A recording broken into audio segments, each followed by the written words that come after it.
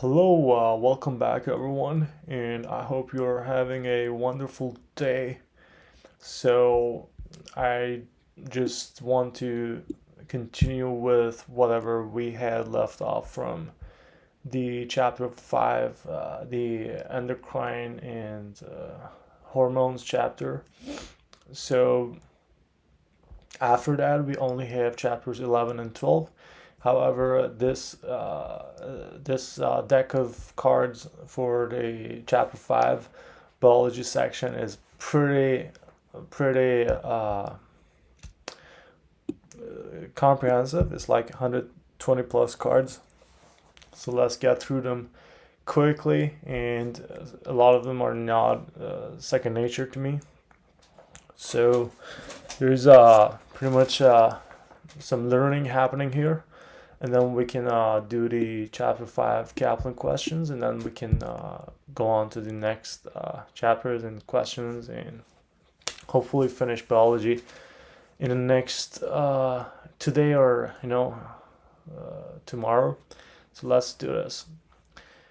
Give these steps in the GPCR sequence. So for GPCR, what happens is that a a ligand basically comes, which is a hormone, comes from the outside and attaches to the GPCR, the G protein coupled receptor. So by the name, it implies that the receptor is coupled, is attached to a G protein, and when the hormone or the drug or whatever it is this is for peptide hormones, to be specific, not steroid hormones. So because peptides, peptide hormones, they cannot pass through the cell membrane. They need these receptors because they're polar, and there is a non-polar layer in cell membrane, which makes it hard for polar molecules like peptide hormones to pass through the cell membrane. So the peptide hormone attaches to the GPCR. Also, keep in mind that 50% of modern drugs act like this. So when it attaches to the GPCR, the G protein is already attached to GDP from before, so there comes a GTP that G protein exchanges that for the GDP, and it just removes the GDP, and GDP is this inactive form of G protein. And when the peptide hormone attaches to GPCR, the receptor, it basically makes the GTP to come, which triggers a cascade of reactions, and you'll see that this the alpha, so GPCR, the G protein has three subunits. It has the alpha subunit, it has the beta and the gamma. So the alpha is what has the GDP attached to it, and once the GTP comes in, the this reaction itself uh, enables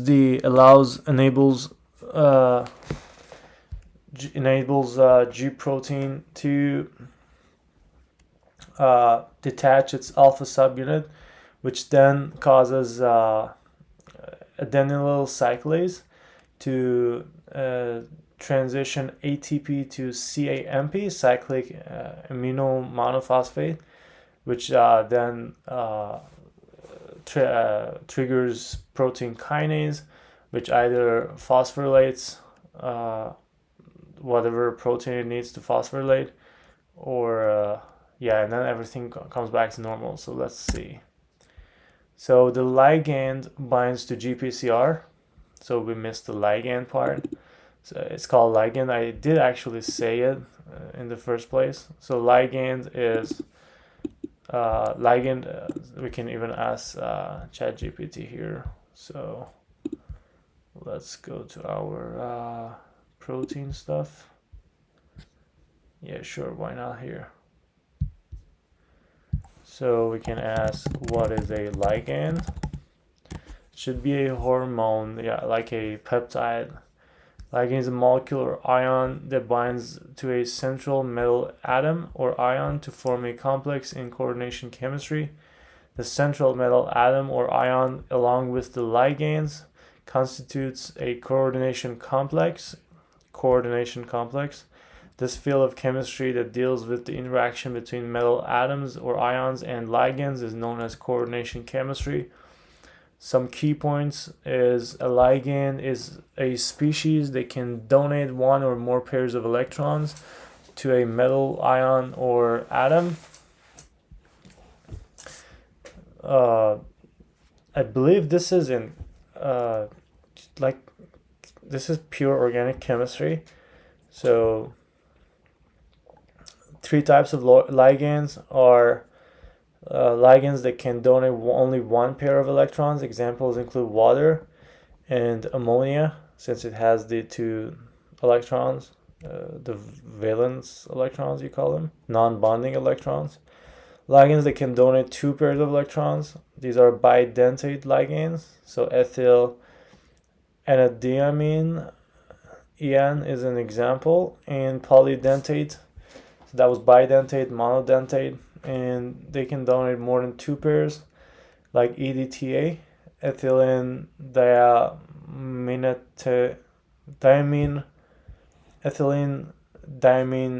tetraacetate. Ethylene diamine tetraacetate is a common polydentate ligand. Okay.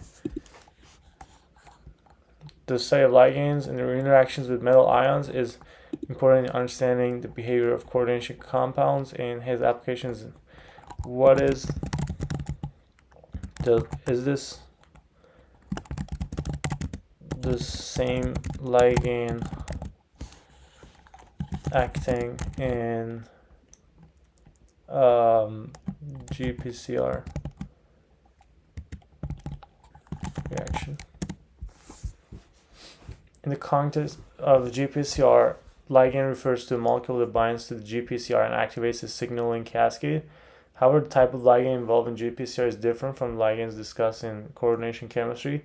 In GPCR, agonists, these are ligands that bind to GPCR and activate the signaling pathway, and antagonists are ligands that bind to GPCR and do not activate the signaling pathway.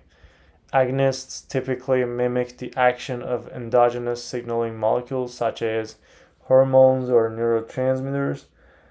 Instead, antagonists block the binding of agonists and inhibit the receptor's activity. So this receptor has some sort of activity which is inhibited by antagonists. The ligands in GPCR signaling are typically small molecules, peptides, or proteins that can interact with the extracellular domain of the GPCR.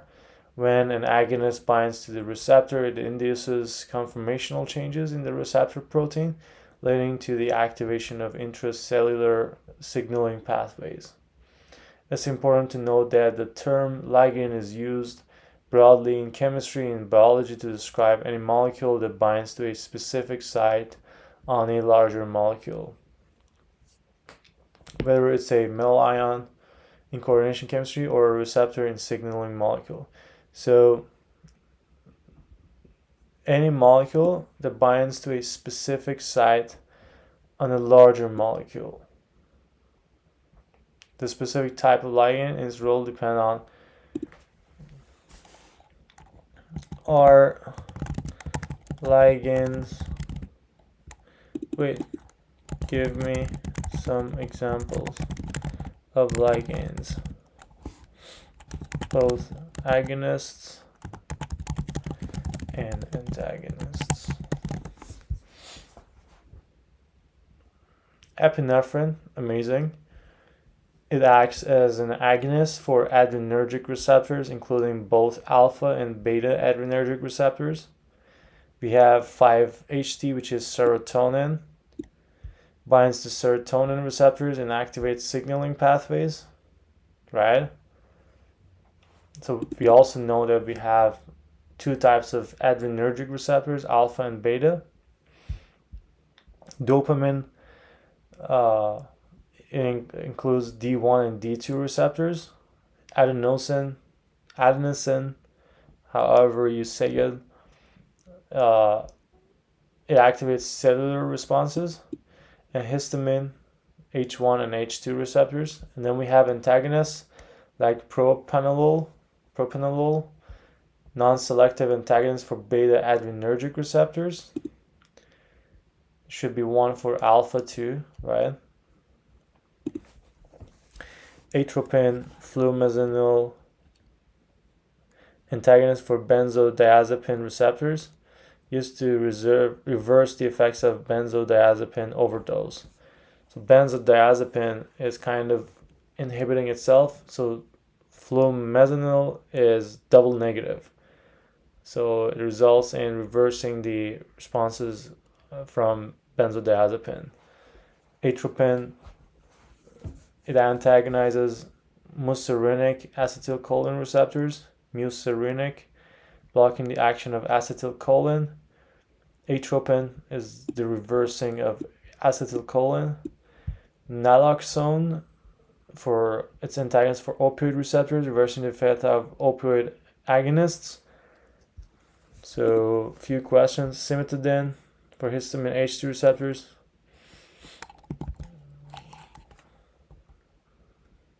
So, does propranolol have two OH groups? Because it's two alcohols, we assume. Hey Siri, stop the alarm. Excuse me for that. So then we have what is muscarinic acetylcholine receptors, and then what is the antagonist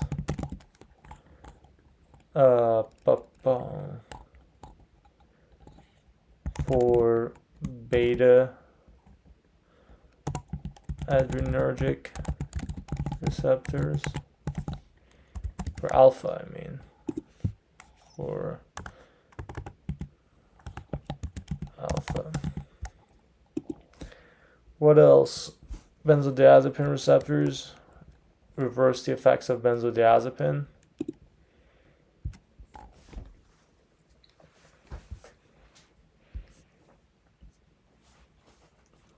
Phentylamine is the alpha. Muscarinic, MACHR is a type of, how do you say this? Muscarinic. I hope that's the correct pronunciation. The response to the neurotransmitter acetylcholine, they are part of the larger family of G protein coupled receptors. Muscarinic receptors are further classified into 5 subtypes, M1 through M5. These receptors are found in various tissues and organs throughout the body, including heart and smooth muscle and glands. So we have M1 to M5 muscarinic receptors. These are in the heart, smooth muscle, and glands. So atropine is an antagonist that blocks acetylcholine. So let's, for example, say, what does acetylcholine do? It's a neurotransmitter, which means it's a chemical messenger that transmits signal in the nervous system. It plays a crucial role in both CNS and PNS neuromuscular junction. In PNS, acetylcholine is released at the neuromuscular junction, where nerve signals are transmitted to muscle fibers. It binds to receptors on muscle cells, leading to muscle contraction. Amazing. In PNS, acetylcholine is the primary neurotransmitter for parasympathetic division of the autonomic nervous system. It activates receptors in target organs, promoting activities that are associated with a rest and digest response, such as slowing heart rate, stimulating digestion, and promoting relaxation. So acetylcholine is actually for relaxing stuff, rest and digest, not for, and it's epinephrine and norepinephrine for this sympathetic side, right? And we are talking about the PNS here. For CNS, it's both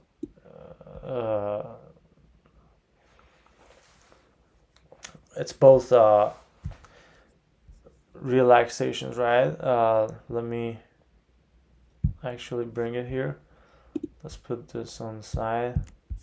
So yeah, we can see here where is our acetylcholine.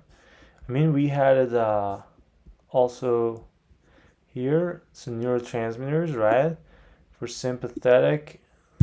Oh, however, this was about preganglionic and postganglionic. So let's actually ask a question right here. Just to finish off, in CNS, acetylcholine is involved in various cognitive functions, including memory, learning, and attention. Depletion of acetylcholine in certain areas of the brain is associated with conditions like Alzheimer's disease. Synaptic transmission. Acetylcholine serves as a neurotransmitter in many synapses in the brain and throughout the body. It is released from nerve terminals into the synapse, where it binds to receptors on the postsynaptic cell, transmitting the nerve signal. And then there's the heart rate. In the heart, acetylcholine released by the vagus nerve slows down the heart rate by acting on receptors in the heart's pacemaker, SA node. Then we have stimulation of glands. Acetylcholine stimulates certain glands, including salivary glands and sweat glands. And eye function. In the eye, acetylcholine is involved in contraction of the iris sphincter muscle, leading to pupil constriction. So when you have pupil constriction, it is for rest and digest, right? It's not. So when you have the constriction, it's for when the light is on, right? What is this meiosis? Oh, pupil constriction is called meiosis. I didn't know that. So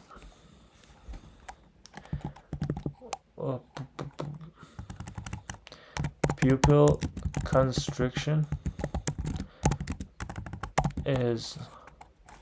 happens in by sympathetic. Wait, so by parasympathetic.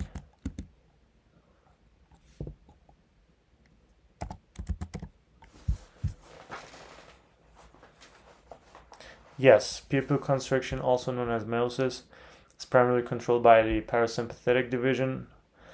The muscles responsible for controlling the size are sphincters. When the parasympathetic nervous system is activated, acetylcholine is released at the synapses with the iris sphincter muscle, causes a contraction. Sympathetic, which is fight or flight response, causes the release of norepinephrine. Norepinephrine acts on alpha adrenergic receptors in the iris dilator muscle. So we have an iris constrictor muscle, and iris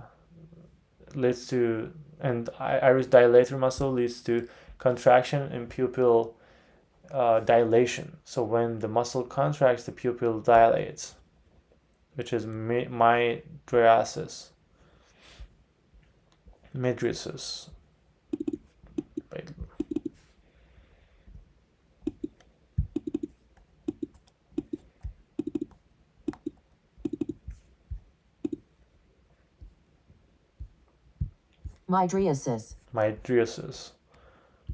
Yeah, it's mydriasis. In normal resting conditions, the parasympathetic system dominates, and the baseline state is one of pupil constriction. When there is a need for increased visual acuity, such as in bright light conditions, the sympathetic system becomes more active, leading to pupil dilation to allow more light to enter the eyes. Okay.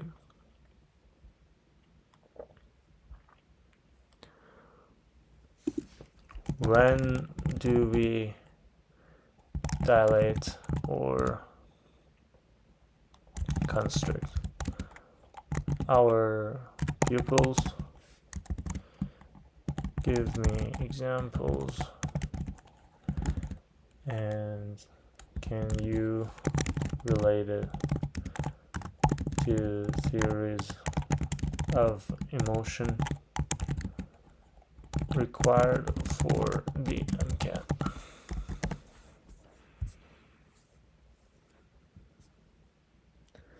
Pupil dilation and constriction are responses regulated by the ANS, particularly sympathetic and parasympathetic. Size of the pupils can change in response to various stimuli and environmental conditions. Here are some examples. Low light conditions in dim light or darkness, pupils dilate to allow more light to enter the eyes, improving visibility. Fear or excitement response, fight or flight response associated with fear or excitement often involves sympathetic, leading to pupil dilation. This can enhance visual input and alertness. Cognitive load studies suggest that cognitive tasks requiring increased attention or mental effort can lead to pupil dilation. This is sometimes referred to as cognitive load theory. So, cognitive tasks requiring increased attention or mental effort can lead to pupil dilation. When you have when you're doing high quality or quantity cognitive tasks, your pupils are dilated. So it's kind of a stress fight or flight thing, right? This is sometimes referred to as cognitive load theory.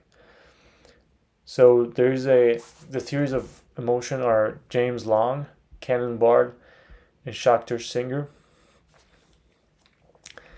There was a mnemonic I had for these, but let me bring my it's here. Man, there are so many things I would love to share with everyone, but there's only so much time. I don't know why my Figma is just being slow today. I mean, it's recently I've been experiencing this. So mainly because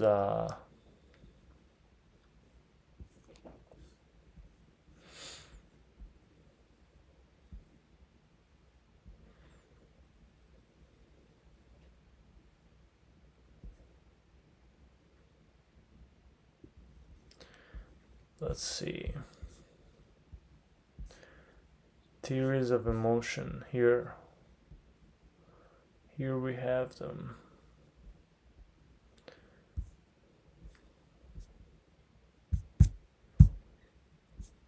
Okay, wait a second.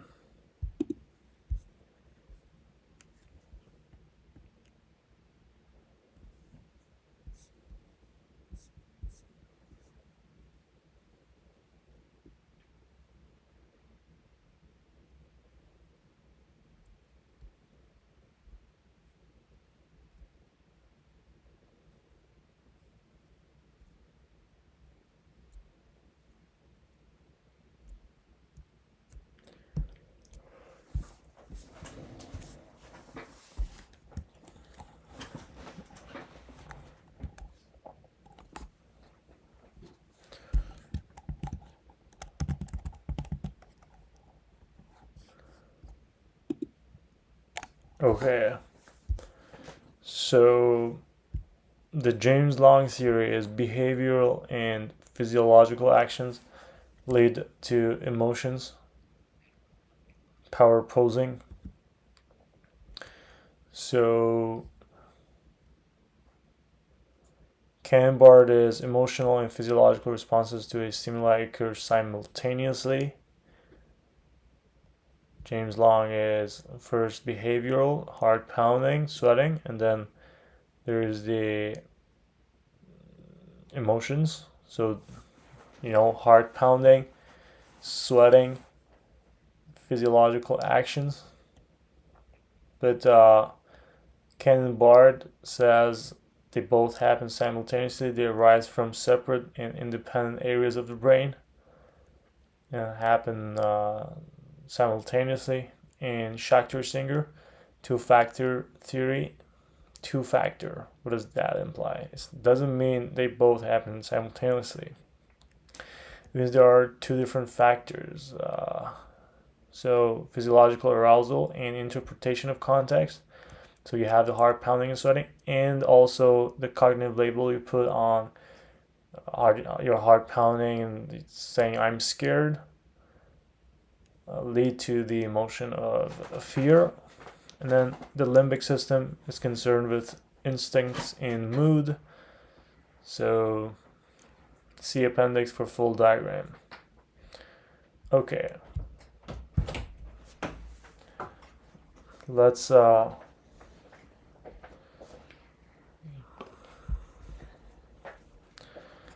go back to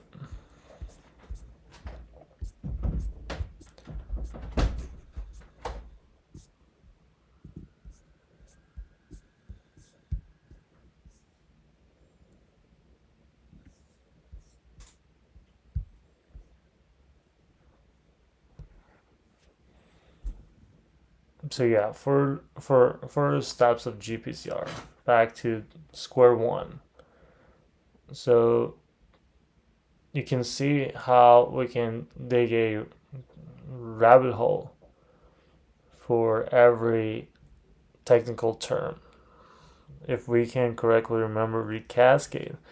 Like the hole that we went into for ligands was that ligands we first understood that they are in something called coordination chemistry, which is kind of unrelated to biology. There were like three types of them: monodentate, bidentate, and polydentate. The polydentate one, EDTA, ethyl, whatever tetraacetate, that is something that I think we need to know for the organic chemistry, but we'll come back to that later. And then we got to understand that in biology and in the context of GPCRs, ligands are these molecules that just bind to larger molecules, which is actually on the cell membrane surface, and extracellular receptors, and they attach to this, and then this ligand. Then from the ligand, we understood, the agonists, antagonists, some examples of them.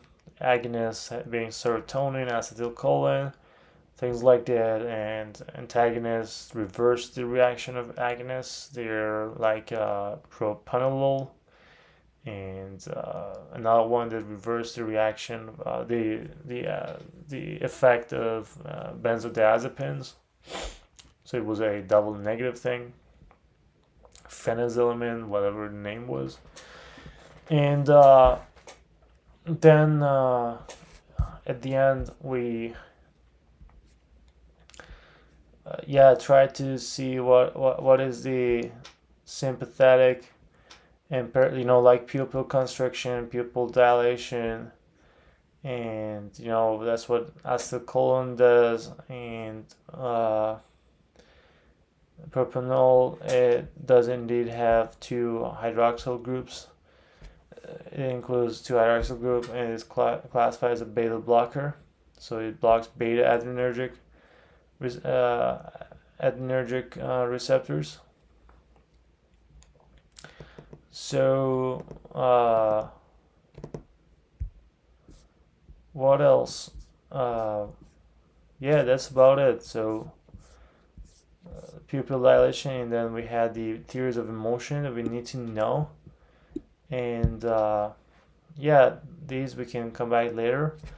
But just to finish it off, pupil constriction. When there's bright light, your pupil constricts to reduce amount of light. So primarily parasympathetic.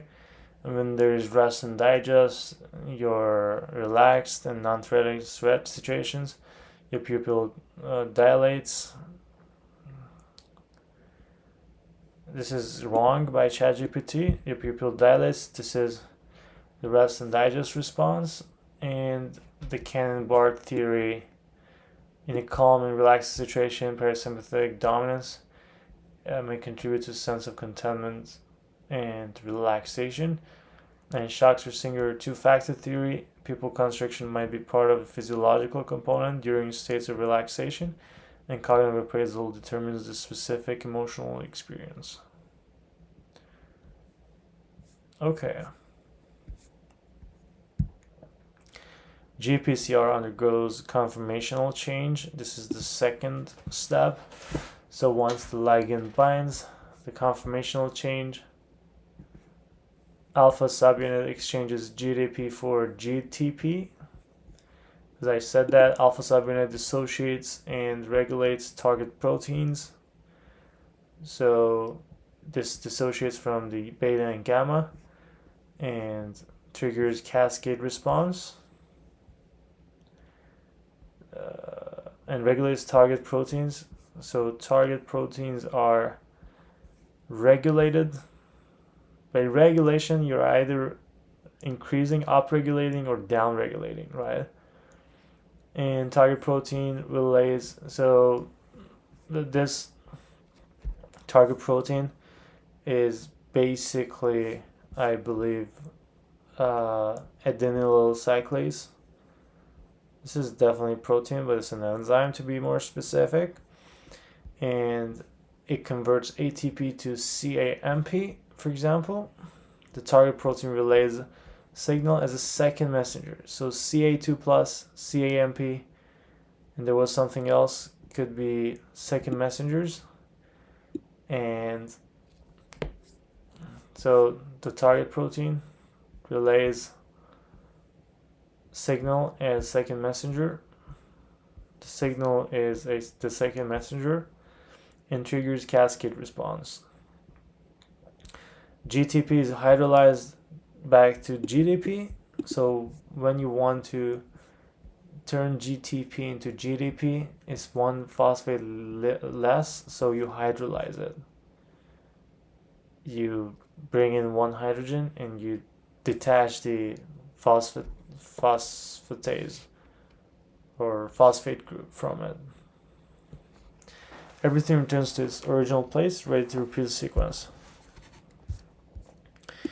So in order to turn GTP into GDP, hydrolase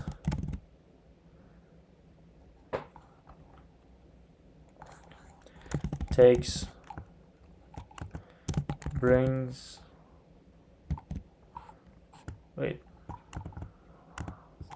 how does hydrolase take away a phosphate group?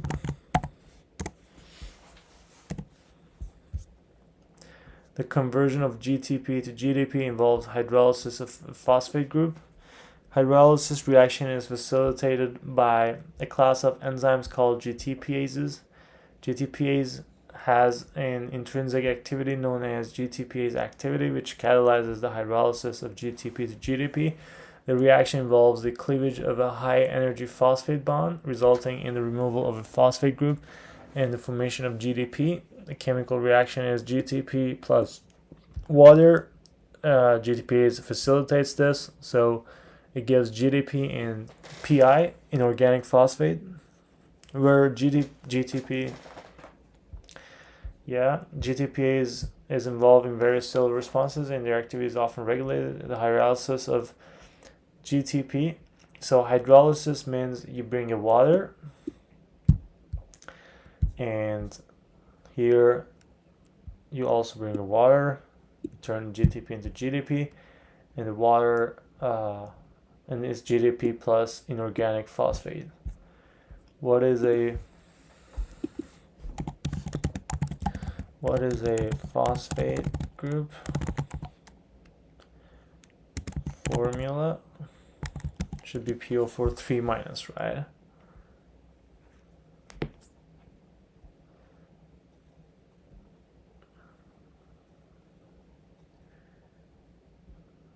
The P is in the middle and is attached to is bonded to 4 oxygen atoms, right? The bonds between phosphorus and oxygen are typically covalent.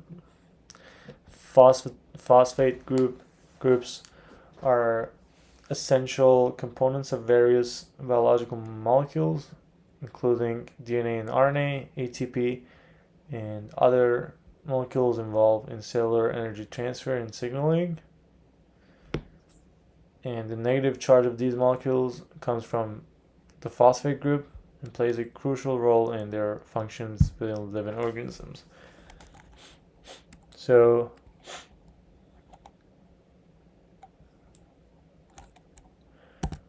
but it's 3, but there's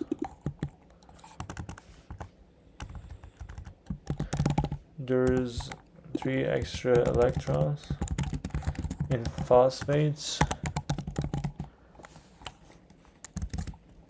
What are these called, and where do they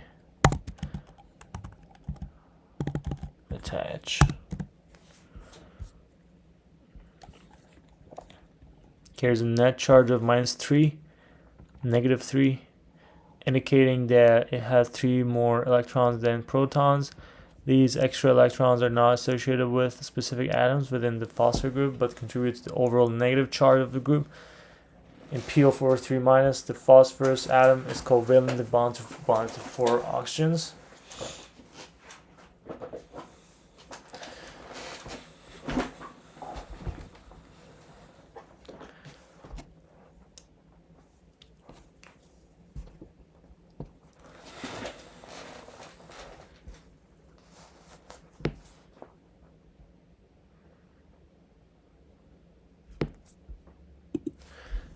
So it's a hybrid of negative charge. Yes.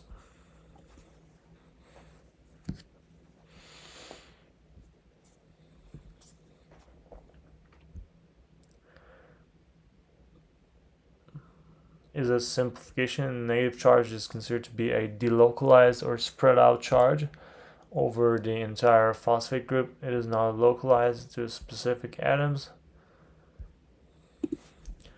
But what is one conformation out of the hybridization? The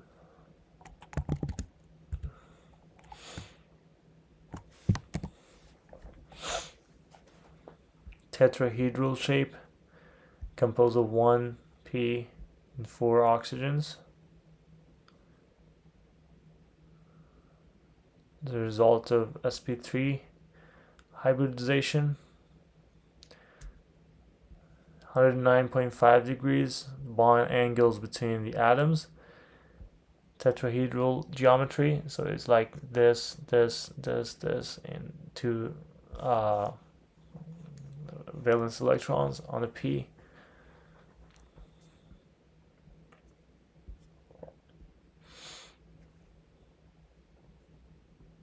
Okay, for now it's good. So let's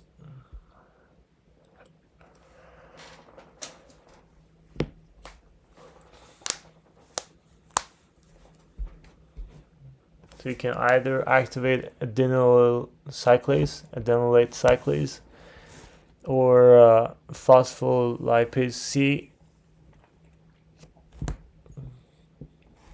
They both phosphorylate target proteins. So by phosphorylation, we mean that you're putting phosphate groups on them, making them negative, right? And yeah, CAMP, for example, activates protein kinase. Now, IP3 causes calcium release from the endoplasmic reticulum, and DAG activates protein kinase C. Okay, good for now. In the GPCR sequence, CAMP is the second messenger, and it triggers a cascade of reactions. Triggers a response inside the cell, yes.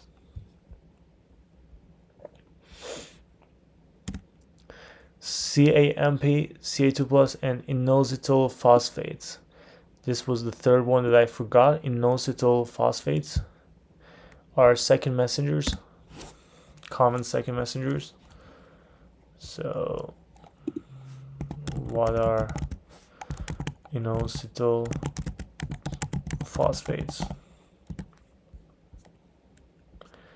They're a group of organic compounds. So organic compounds consisting of inositol, cyclic polyol, bound to phosphate groups.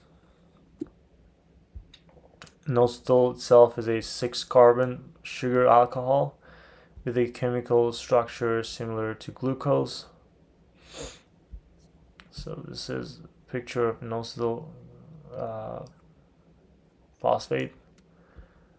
It has 3 IP3. The one we just saw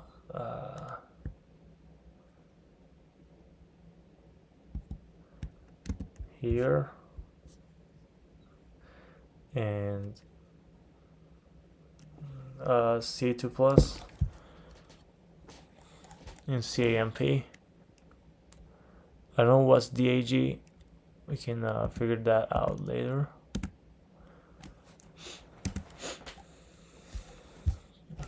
This is DAG, diacylglycerol. This is a long ass molecule. Are these double bonds? What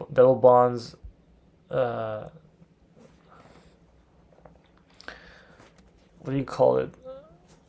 Like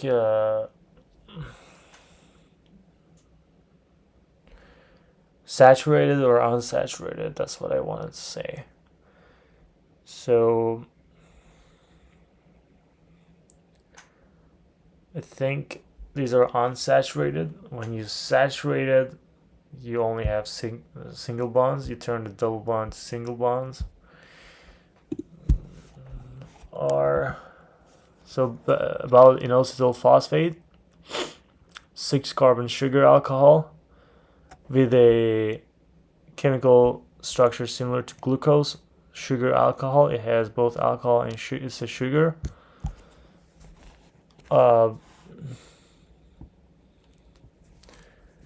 They're in cell signaling, common secondary messengers, membrane function, and other physiological processes.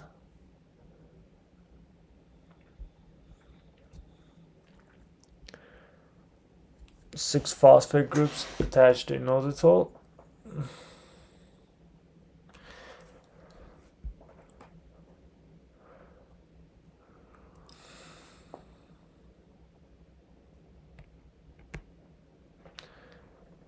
Inositol triphosphate.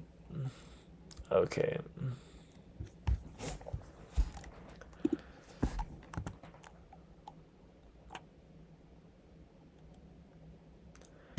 Saturated fats have no double bonds.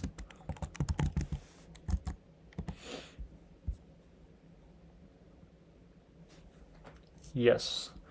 Saturated fats are a type of fat in which fatty acid chains do not contain any double bonds. In other words, the carbon bonds in fatty acid chains are saturated with hydrogen atoms. The absence of double bonds means that the fatty acid chains are fully saturated with hydrogen. Saturated fats are typically solid at room temperature and are found in animal products such as meat, butter. They are also present in some tropical oils like coconut oil and palm oil. The absence of double bonds in fatty acid chains gives saturated fats certain properties, including stability at high temperatures and resistance to oxidation. However, excessive consumption of saturated fats has been associated with an increased risk of cardiovascular disease. Health recommendations often emphasize the importance of moderation in the intake of saturated fats and focus on healthier fat sources such as unsaturated fats found in vegetable oils, nuts, seeds, and fatty fish. Why is saturated fat more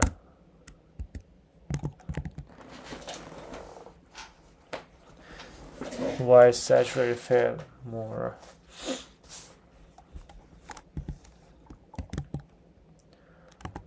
in high temperatures than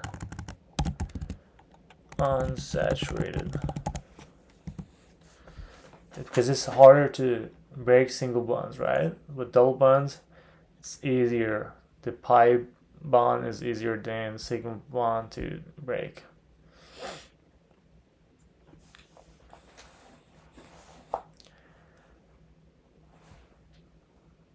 Because straight linear structure of fatty acid chains allows them to pack closely together. This close packing results in more organized and solid structure, similar to arrangements seen in saturated fat-rich foods like butter or lard.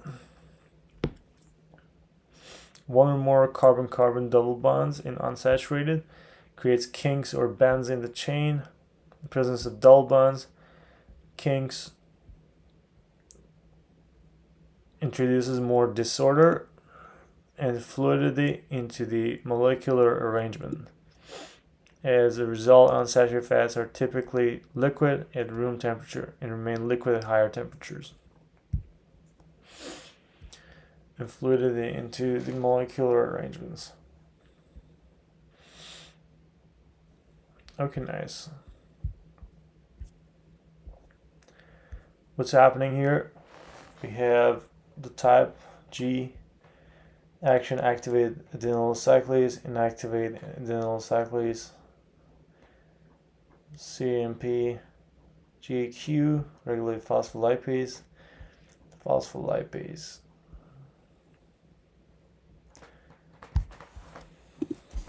What does phospholipase do? Does it cut, break down lipids, play crucial role in metabolism, class of lipids that are major components of cell membranes? Phospholipases act on phospholipid molecules. Phospholipases break down lipids. Others modify or release specific components of phospholipids. PLA,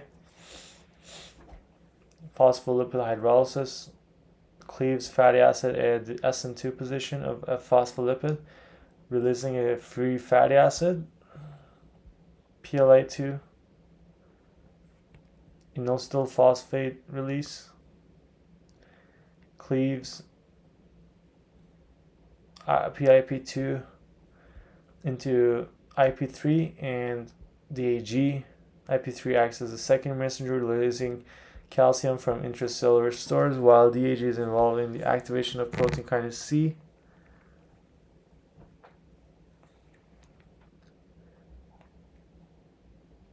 PLD hydrolysis includes membrane trafficking, vesicle formation, and signal transduction. Autotaxin what happens after calcium released from intracellular stores? For what mechanism in body does this take place?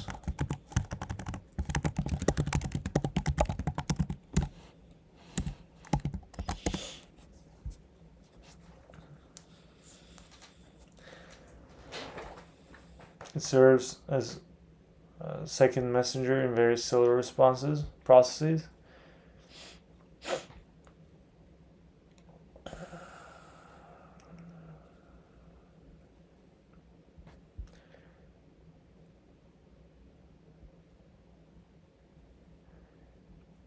Such as muscle functions such as muscle contraction, secretion, cell division, gene expression, and neuronal signaling.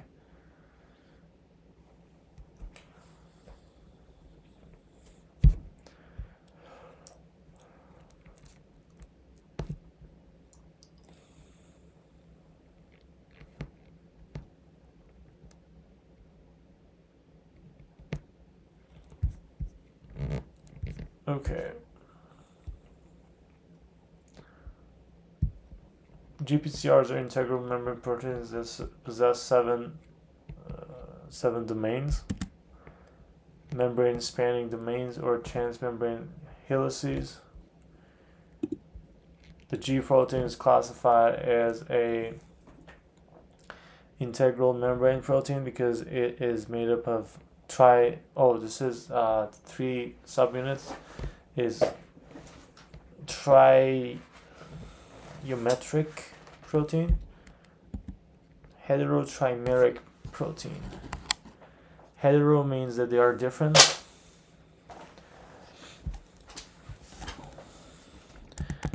Does the hetero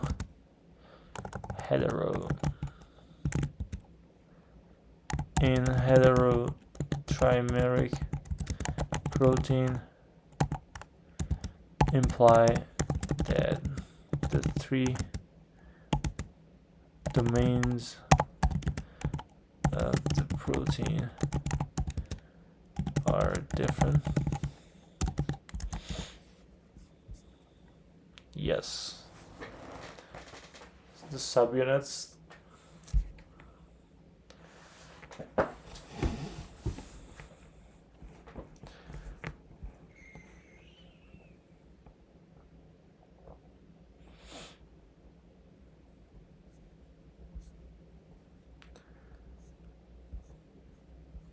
is a special protein called G protein. There are two classes of G proteins. The first function is monomeric small GTPases, while the second function is heterotrimeric G protein complexes. The latter class of complexes is made up of alpha, beta, and gamma subunits. In addition, the beta and gamma subunits can form a stable dimeric complex, referred to as beta-gamma complex.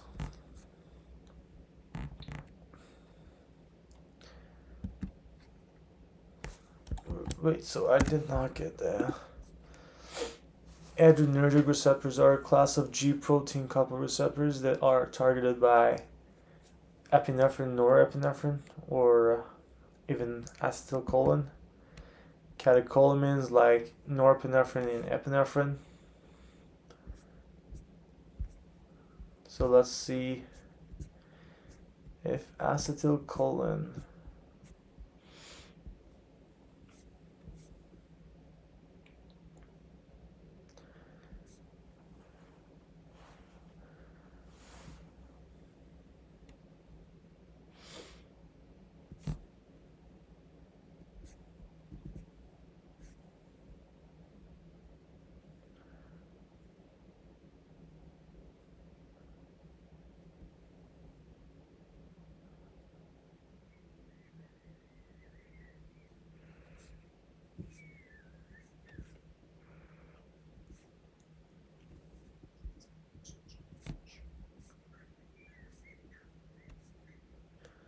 Muscarinic is for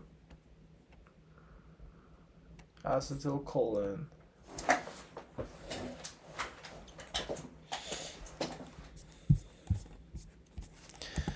Does acetylcholine interact with adrenergic receptors? No, it does not directly interact with adrenergic receptors.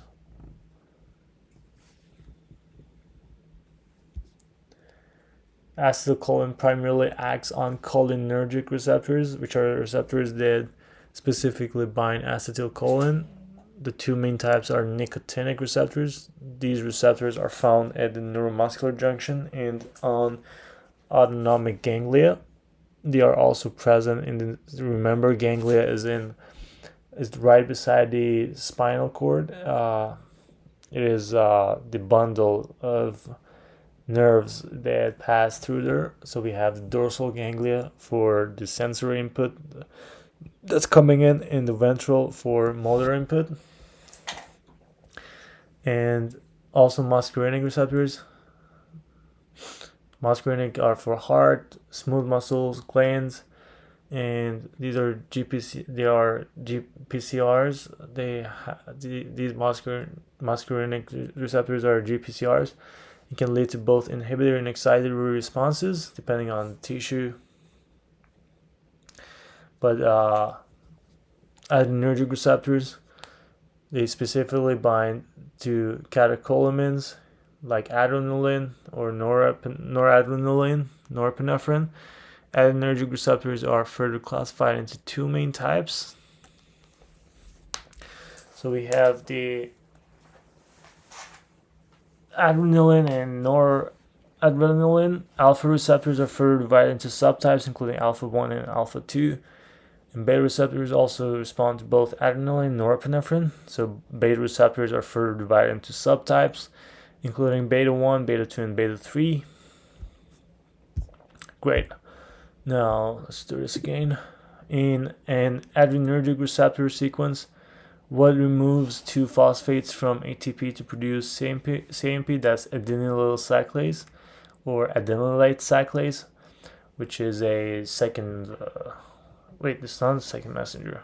Oh, the CAMP is the second messenger. Yeah, CAMP is the second messenger.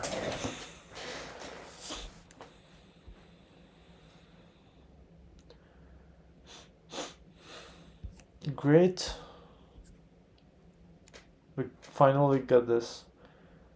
And CAMP signaling is turned off when what enzyme breaks the ring of CAMP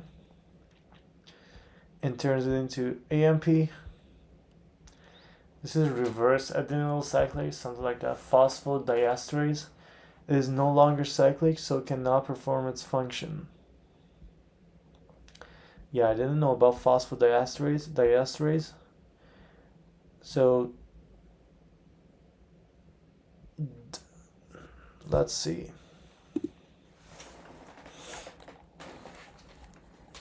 Does the diesterase part of phosphodiesterase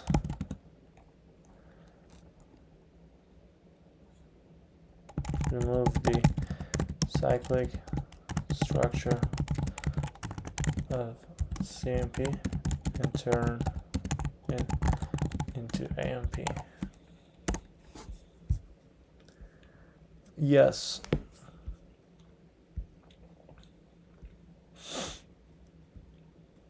Cleavage of cyclic phosphate group at the 3', 5' position of CAMP by diesterase.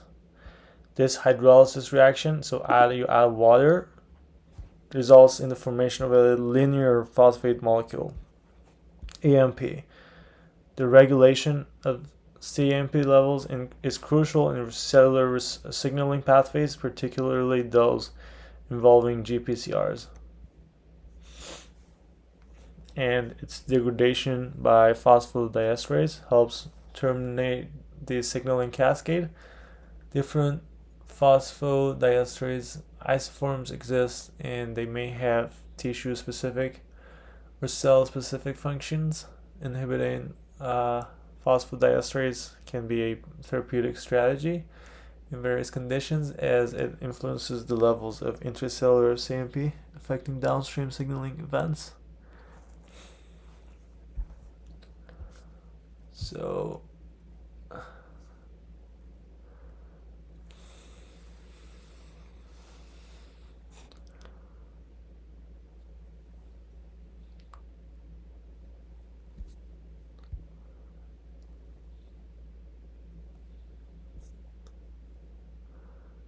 here we have it, beautiful. So we have this ATP molecule, adenylyl triphosphate, three phosphates. The A, adenosine triphosphate, adenylyl cyclase, just brings this, removes two of these phosphate groups, so PPI, two inorganic phosphates, or phospho inorganic, whatever. And then this nitrogenous base, this attached here, like 5 nitrogens on it, right? This is still right there, adenosine. So the sin part is for that, right?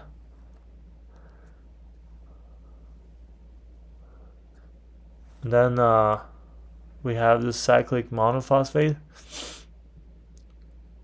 3' to 5'. So the phosphate group makes the cycle structure from the 3' on this adenosine,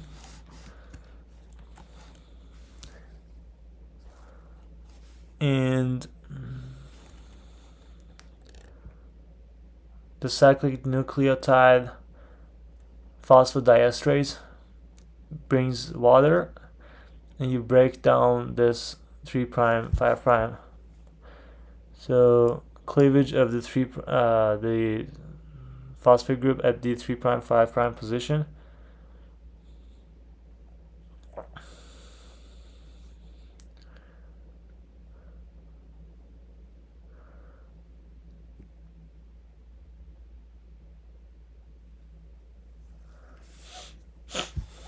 So it basically cuts this bond, and yeah.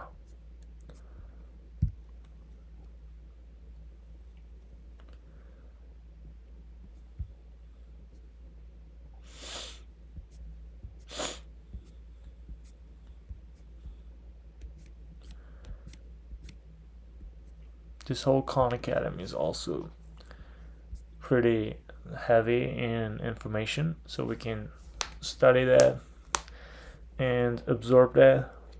But yeah, it's no longer cyclic, so it cannot perform its function. So let's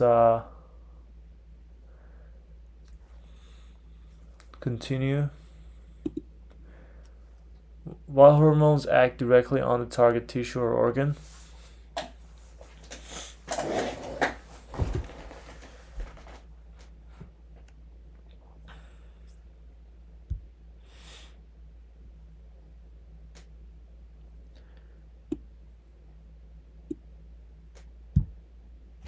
I believe directly on the tissue or organ.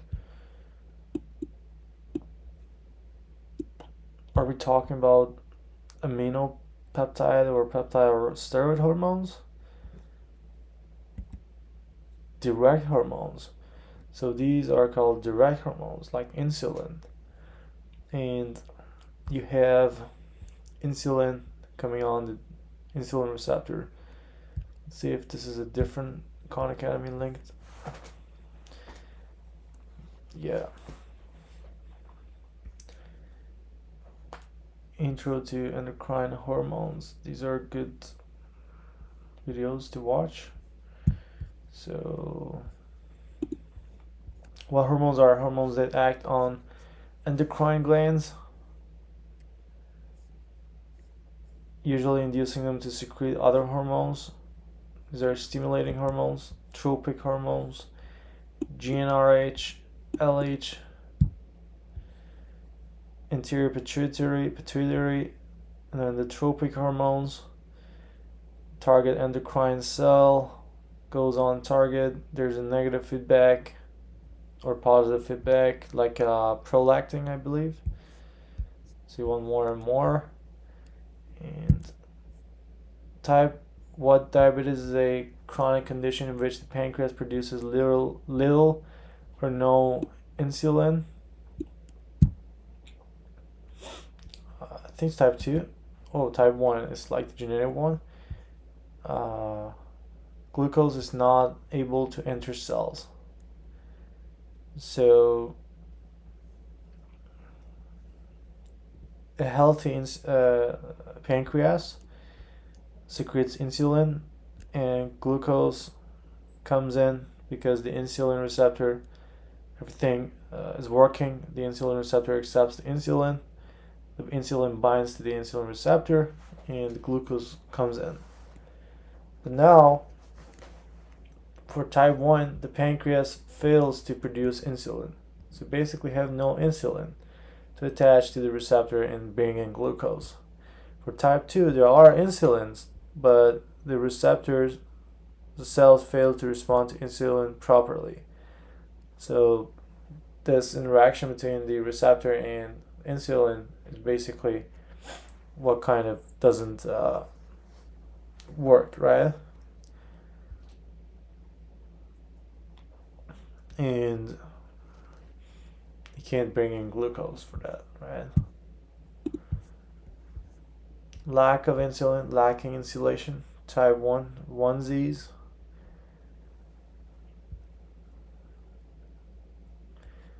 Diabetes, giant bag of candy.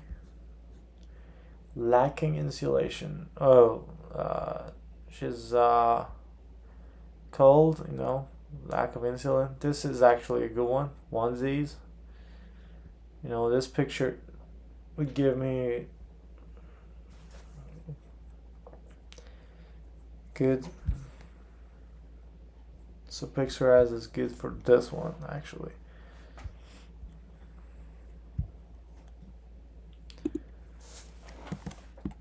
Picturize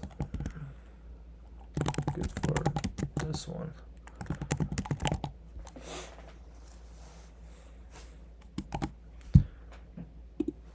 Okay, let's go to next one. So then type 2 is when insulin receptors become desensitized and are not responsive to insulin.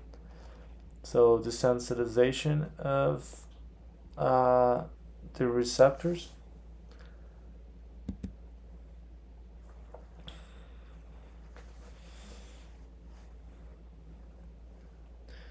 So for type 1 people, what solution does come to your mind? To just inject insulin, right?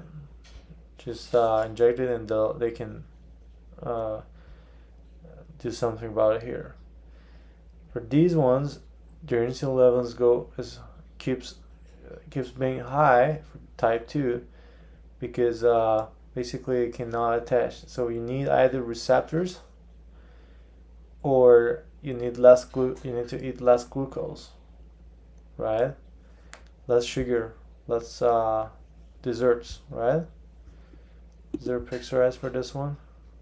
Type 2, double-decker bus and insulated jacket doesn't work. Desensitized insulin receptor. Okay, so they're both shivering. Diabetes, giant bag of candy. So the giant bag of candy is for diabetes. Now we have type 1 and type 2. The type 1, the onesies, is shivering since insulin is not produced, right? And for type 2, the bus is double decker, like 2 floors. So we know it's type 2, but still the insulation doesn't work because the receptors that the insulated jacket doesn't work, so the receptors don't work. This one is lack of insulation, lack of insulin. Good enough, honestly. Then it becomes second nature for sure. So what brain structure is in charge of homeostasis and the four F's? So I think it's hypothalamus. Yeah. So fighting, fleeing, same thing honestly. Feeding, and fornication, which is sex, just to be direct here. It regulates the autonomic nervous system via the endocrine system. So via the endocrine system, you can regulate autonomic nervous system. The hormone pathway would be hypothalamus to hypophyseal portal and then anterior pituitary. The portal systems are insanely important. Normally, capillary beds are just to deliver oxygen to the tissue. The three portal systems, though, have other functions beyond just oxygen delivery. Hypophyseal portal system, hepatic portal system, and renal portal system. For hypophyseal, it delivers oxygen and also acts as the communicator between the hypothalamus and the anterior pituitary. The hypothalamus sends hormones through blood right to the anterior pituitary. The portal system brings the blood first to the hypothalamus and then right to the anterior pituitary instead of it having to go through the whole body. And then from there it goes to the whole body, I believe. Now you have the hepatic portal system first, which first hits the gut, then goes to the liver. It not only delivers oxygen but absorbs lots of things from the small intestine and brings it right to the liver where it can be taken and take the example of glucose. It gets absorbed then right to the liver where you can make glycogen instead of it having to travel all the way around the body. Finally, renal portal system, it goes first near Bowman's capsule where filtration occurs and lots of stuff in the blood gets taken out. Then the blood travels to the next capillary bed around the nephron where it can reabsorb most of the things that were just taken out of it. Amazing. Now we finally understand these three portal systems. The hypophyseal one was missing. So we know it's between hypothalamus and anterior pituitary. Hypophyseal portal system delivery service. Hypothalamus, hippo. And take picture anterior pituitary. Yeah, not this one. But we got this right, so we can skip it for today. The 4 F's: feeding, fight or flight, and fornication. What hormone stimulates the anterior pituitary to release FSH and LH? So that would be GnRH, right? Gonadotropin releasing hormone, which stimulates the anterior pituitary. Or is this so releasing FSH and it's gonadotropin releasing hormone, GnRH, produced by the hypothalamus. It stimulates anterior pituitary. Does it come from anterior or posterior pituitary? Anterior, right? It stimulates anterior to release FSH and LH. So you have the gonadotropic hormones. Great. What hormone stimulates the anterior pituitary to release GH? That's the growth hormone. So GHRH, growth hormone releasing hormone, produced by hypothalamus. Yes, all these release hormones are produced by hypothalamus. What hormone stimulates the anterior pituitary to release TSH? That is the thyroid stimulating hormone. So that would be thyrotropin releasing hormone, TRH, also produced by hypothalamus. Folding ties, no man, tie releasing machine. Hell no. Stimulates the anterior pituitary to release ACTH. That is the adrenocorticotropic hormone, which comes from the adrenal cortex. The adrenal cortex hormones are like so we know the medulla brings epinephrine and norepinephrine, and the cortex should be aldosterone and cortisol, right? So the stimulating for that would be CRH, corticotropin releasing hormone. Yes, amazing. Just to make sure, we have the adrenal cortex that has aldosterone and cortisone, and adrenal medulla, we have epinephrine and norepinephrine. How do you memorize this? So just know that cortex is cortisol and aldosterone comes with it as well, and then you know that medulla should be the other ones, so epinephrine and norepinephrine. But these are adrenal cortex ones is steroids. So cortisol and aldosterone are steroids, but medulla, epinephrine, norepinephrine are amino acid derivatives. They're not peptides, but they are amino acid derivatives. And this was important as we had it before. The thyroid ones are steroid amino acid derivatives. These are peptide-like. So they increase blood glucose concentrations and heart rate, dilate bronchi, alter blood flow patterns. So your pupils will be constricted for fight or flight stress responses, but your bronchi will be dilated because you want to breathe very deeply. And yeah, so CAMP, Ca2+, and inositol triphosphates or phosphates, they are common second messengers, and DAG as well is a second messenger.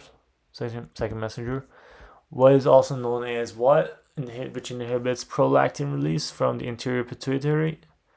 So you want to inhibit the release of prolactin from anterior pituitary. I have no idea. Prolactin release inhibiting factor or dopamine. Oh shit. AKA dopamine. It is a catecholamine. Okay, so dopamine is a catecholamine just like epinephrine and norepinephrine, right?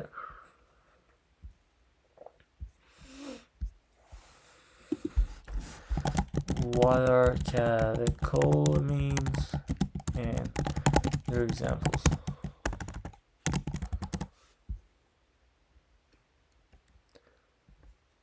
They are a class of neurotransmitters and hormones that contain a catechol group, a benzene ring with two hydroxyl groups, norepinephrine, epinephrine, dopamine, is serotonin also one?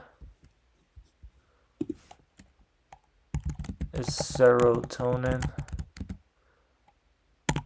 1, 2? I don't think so. No.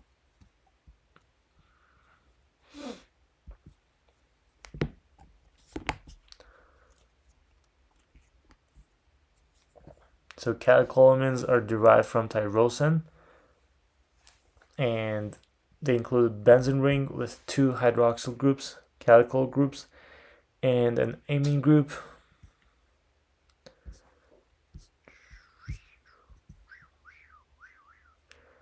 So let's actually, we need a picture of dopamine here.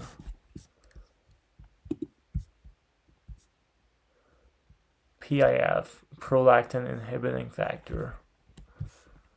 Milk machine production, anterior antic.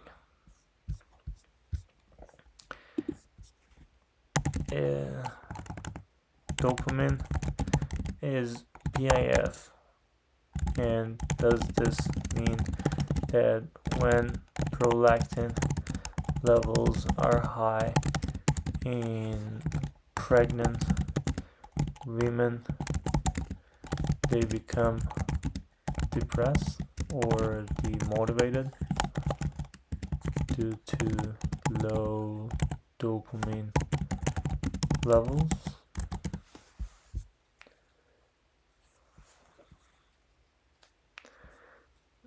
This stimulates milk production in mammary glands, prolactin, and releasing is inhibited by dopamine.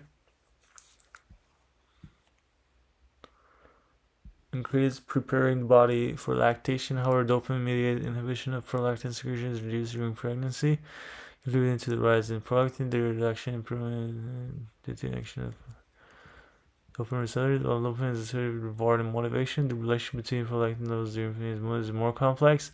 Pregnancy involves hormonal changes, including increased levels of various hormones. Individual responses can vary. Factors such as hormonal fluctuations, stress, and social support can all influence mood during pregnancy. It's important to note that the relationship between prolactin levels and mood is multifaceted, and depression or changes in motivation during pregnancy are influenced by a combination of hormonal, psychological, and social factors. If an individual is experiencing significant changes in mood during pregnancy, it is advisable to consult with healthcare professionals for a thorough evaluation and appropriate support.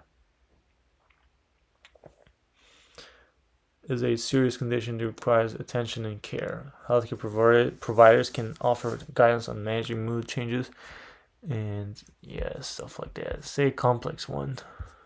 It's more than that.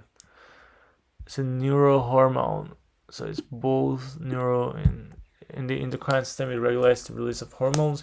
In the brain, it functions as a neurotransmitter. What are examples of neurohormones?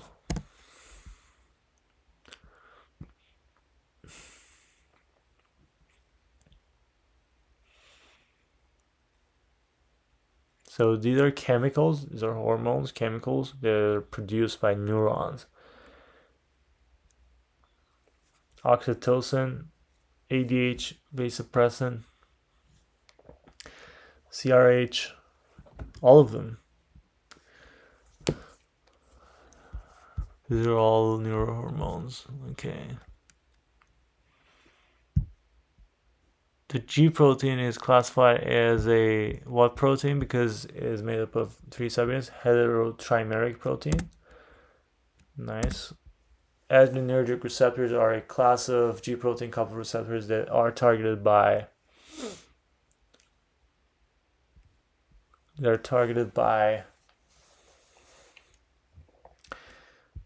so adrenergic receptors, we know they are involved for epinephrine, norepinephrine.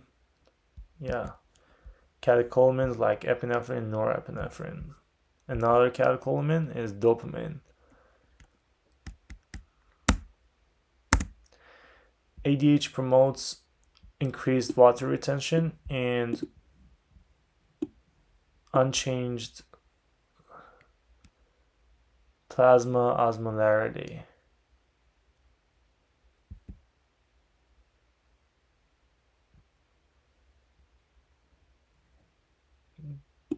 Does this mean decreased or decreased? Increases blood pressure produced in the hypothalamus, ADH. So it was ADH and oxytocin that are produced in hypothalamus, right? ADH and oxytocin. released from the posterior pituitary?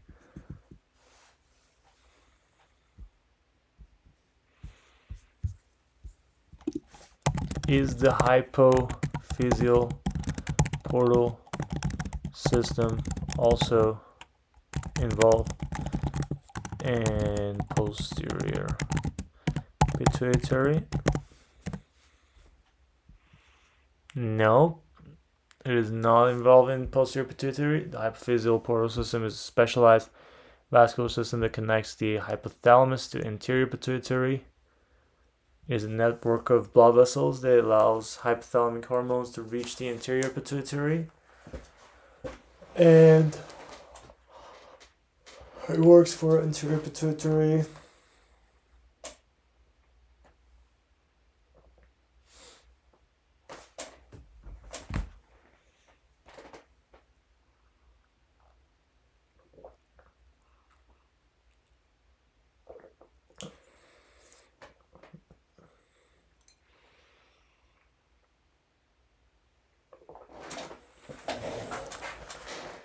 Great.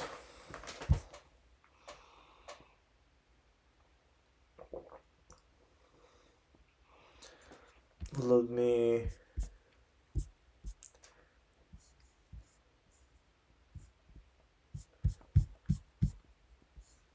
does ADH decrease plasma osmolarity?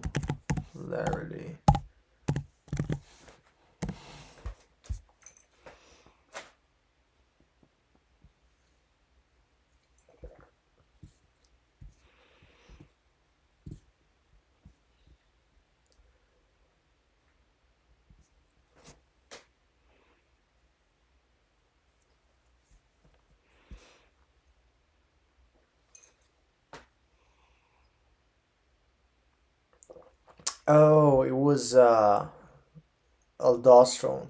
So I confused it with aldosterone.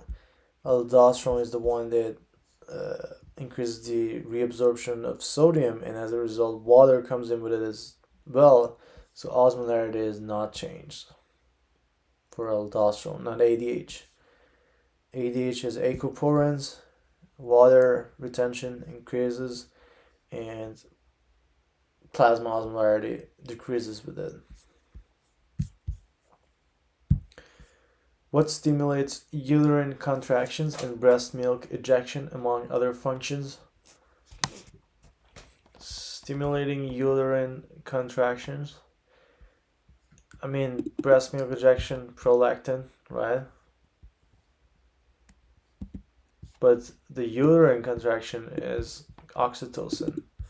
So the breast milk production should be with prolactin, but the ejection is with oxytocin. So it is produced in hypothalamus and released from the posterior pituitary.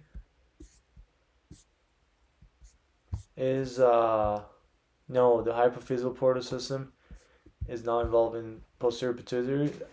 It's a special vascular system that connects to the hypothalamus, connects hypothalamus to anterior pituitary, adenohypophysis gland.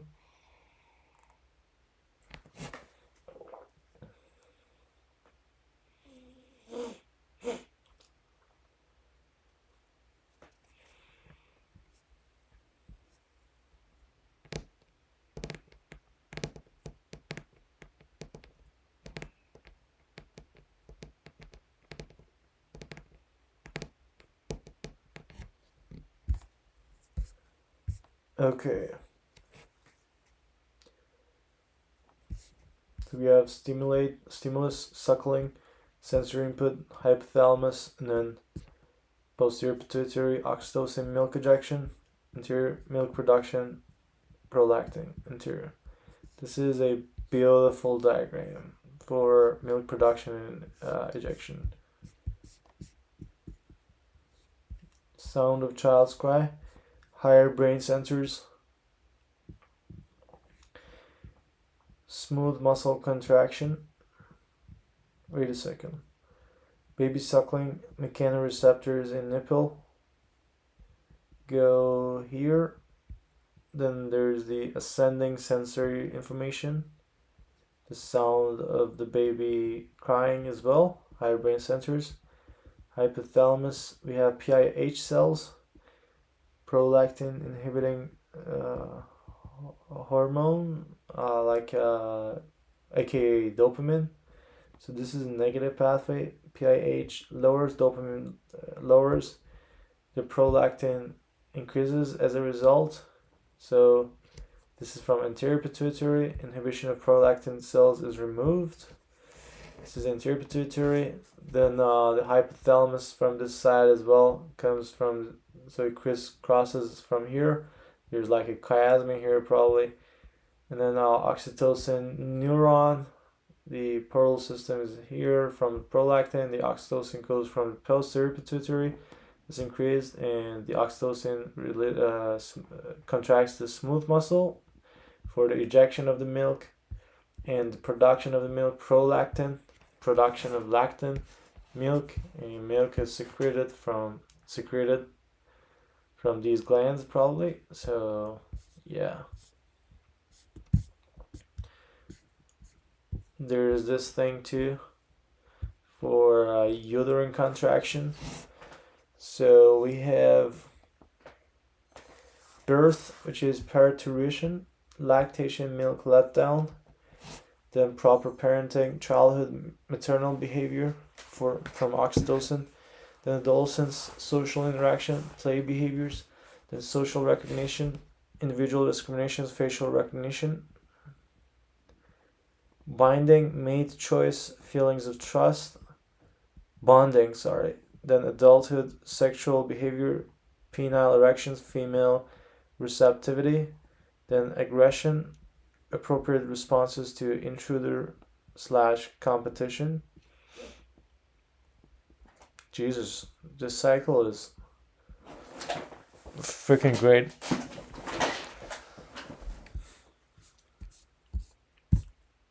Okay.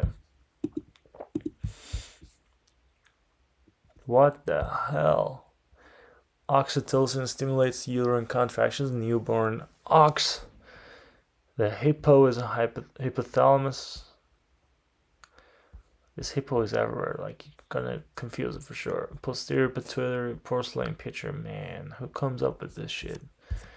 Okay, nice. This is amazing. These three diagrams are amazing. So uterine contractions for parturition. What's parturition? And milk letdown. What's parturition and milk letdown?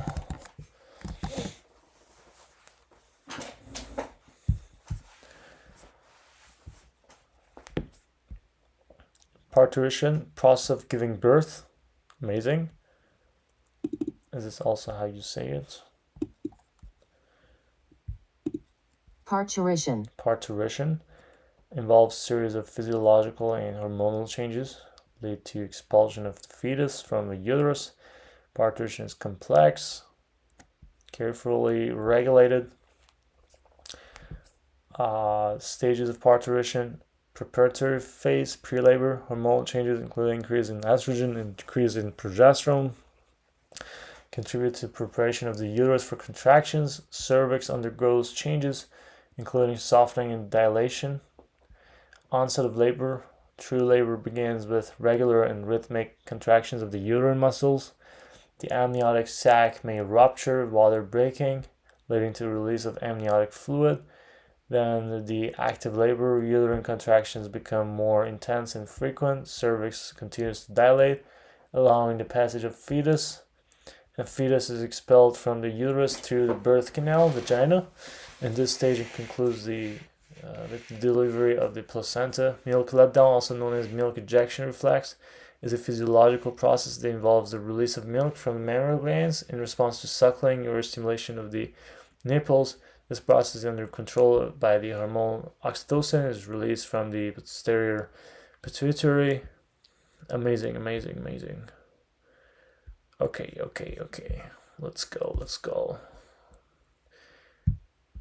What acts directly on the target tissue organ? Direct hormones. Example is insulin. Comes here, binds to the insulin receptor. Then the glucose transporter 4 is activated, brings in glucose, and we have these insulin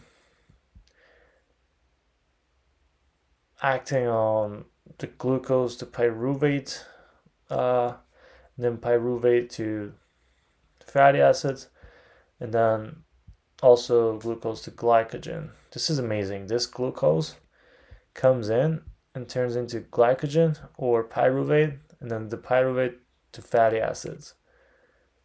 That's amazing, man. That's why the carbs that you eat turn into fat in your body. CAMP signaling is turned off when what enzyme breaks the ring of CAMP and turns it into AMP.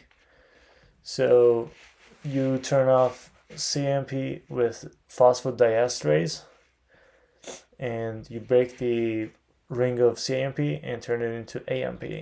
Phosphodiesterase is no longer cyclic, so cannot perform its function. It's not a second messenger anymore. It's probably when you don't want the effective insulin anymore, you don't want to turn your glucose to glycogen and fat and stuff like that, you just bring in phosphodiesterase, right, to your body. That could be a drug, right? What hormones are hormones that act on endocrine glands, usually inducing them to secrete other hormones? These are tropin hormones. Tropic, like tropical, they act on endocrine glands, and usually examples are LH or GnRH. They act on endocrine glands and usually induce them to secrete other hormones, like the releasing hormones, or LH even is like that because it goes to the ovaries, which are another endocrine gland, and use them to secrete other hormones like progesterone or estrogen by FSH, right?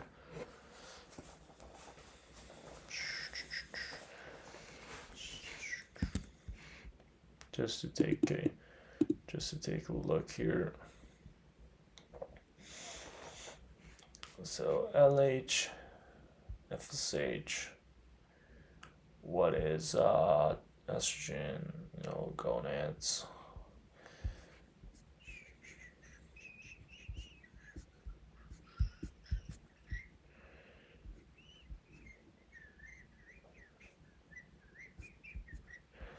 Where is the LH? Estrogen, FSH, LH progesterone. Responds to LH maintains, protects endometrium. Yes. What number of diabetes is a chronic condition? So what does chronic mean? Little or no insulin. It's type 1, right? What does a chronic condition imply?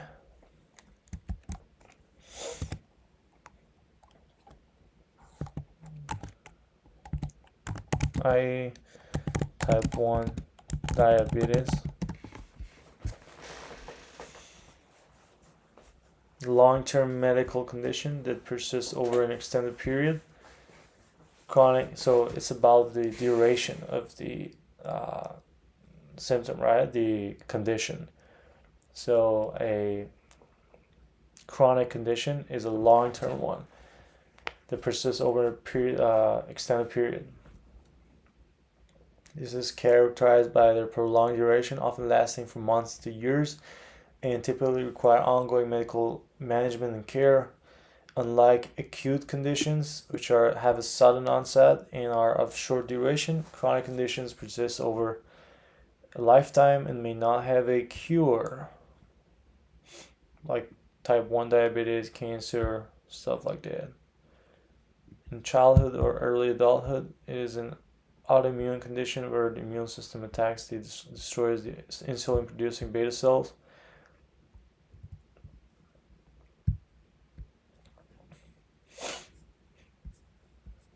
Okay.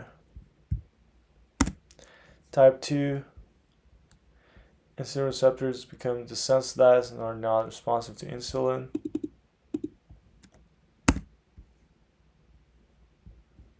Not able to enter cells.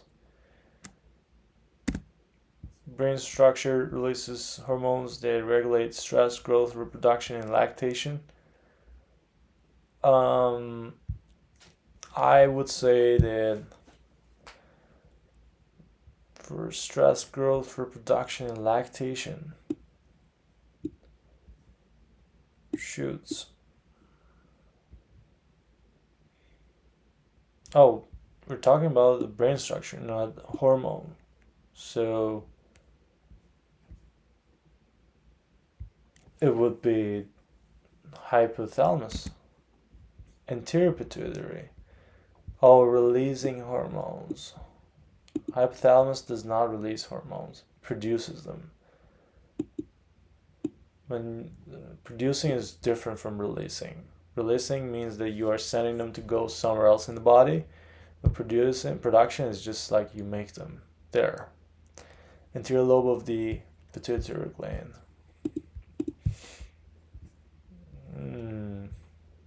FSH is, I prefer the flat peg.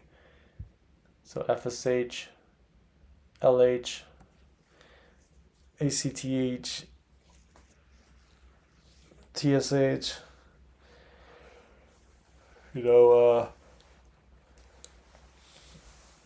prolactin,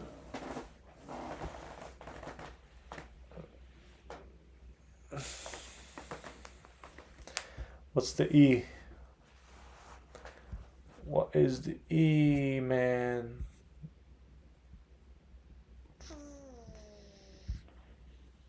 Flat peg. Let's see. Endorphins. I honestly wanted to say that, but then GH as well. So endorphins reduce your pain. Okay, we're good. No, we're not good. Like I said, hypothalamus. What hormone has the following effects? In males, it triggers spermatogenesis, and stimulates Sertoli cells. In females, it stimulates the development of ovarian follicles. Estrogen, FSH. So, follicle stimulating hormone released from the anterior pituitary.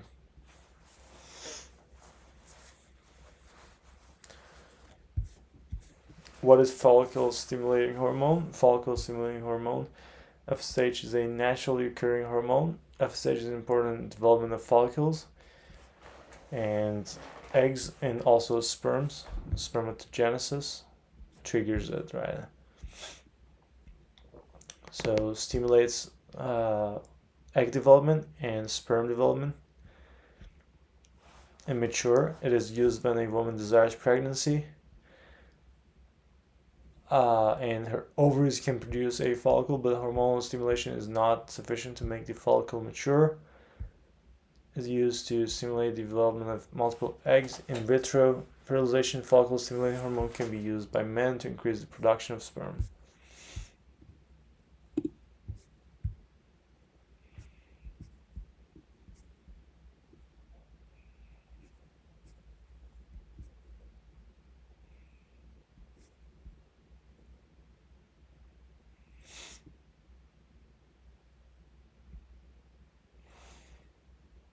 Okay, so follicle stimulating hormone is also used to stimulate the development of multiple eggs. For in vitro fertilization, follicle stimulating hormone can be used by men to increase the production of sperm. Released from the anterior pituitary. Follicle stimulating hormone. Leydig cells. testosterone, LH, GnRH, inhibin B, FSH, Sertoli cells, germ cells, Leydig cells, LH. What are Leydig cells? What are Leydig cells? Not landing, man. Leydig. Please don't correct it. Please.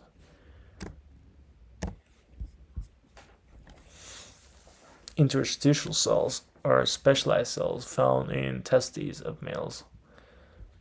These are located in interstitial tissue surrounding seminiferous tubules, which are structures where sperm production, spermatogenesis takes place. Leydig cells play a crucial role in endocrine function of the testes by producing and secreting hormones, particularly testosterone. Testosterone production, Leydig cells are responsible for synthesizing and secreting testosterone, primary male sex hormone. The release of testosterone by Leydig cells is regulated by LH, which is produced by the anterior pituitary gland. LH stimulates the Leydig cells to produce testosterone in response to hormonal signals from the hypothalamus.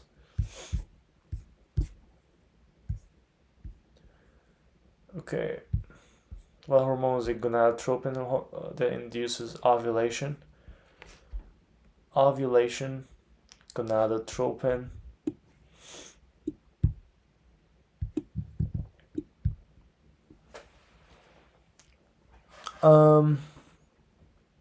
I have no clue, man.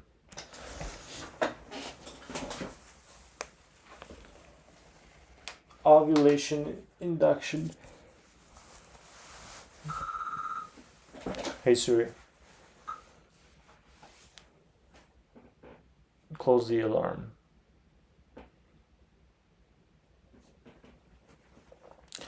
So what hormone is a gonadotropin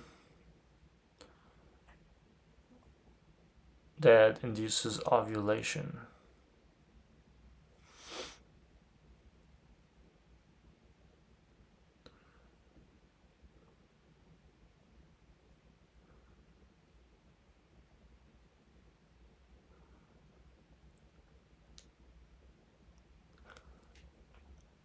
So ovulation induction, it's LH surge that you have there. So LH is responsible for that release from the anterior pituitary. You have the egg ovulation. This LH surge here, day of ovulation, is coming down. It's on the 12th and 13th day of the cycle, menstrual cycle.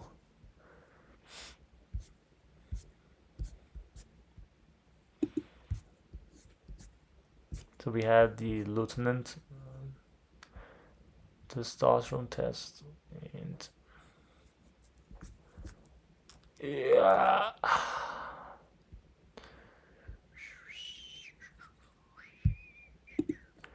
What stimulates the production and release of cortisol? So it would be the gonadotropin. ACTH, the adrenocorticotropic hormone.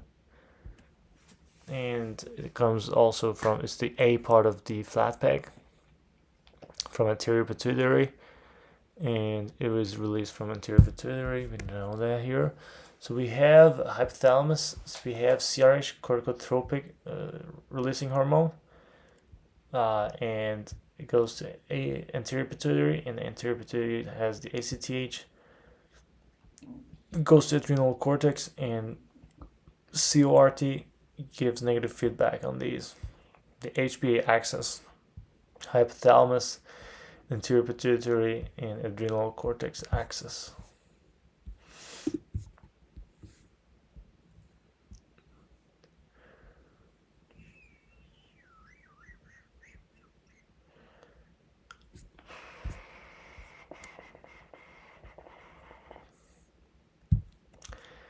What stimulates the thyroid to produce thyroxine and triiodothyronine, T4 and T3, which will stimulate metabolism?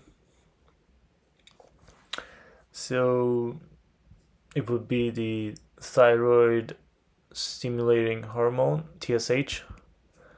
And again, that's the T part of flat peg.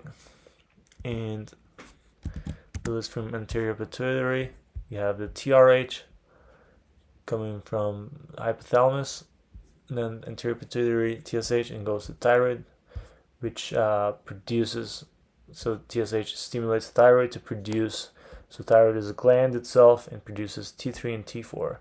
T3 has negative feedback effect on anterior pituitary, and T4 has negative feedback on hypothalamus.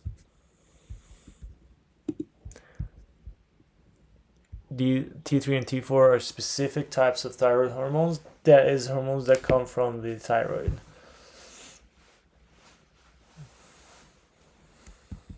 What hormone stimulates milk production? So for production, we have oxytocin and prolactin, and for ejection, we have oxytocin. So, and prolactin, it comes from the posterior pituitary, the anterior pituitary. It's the P part of the peg.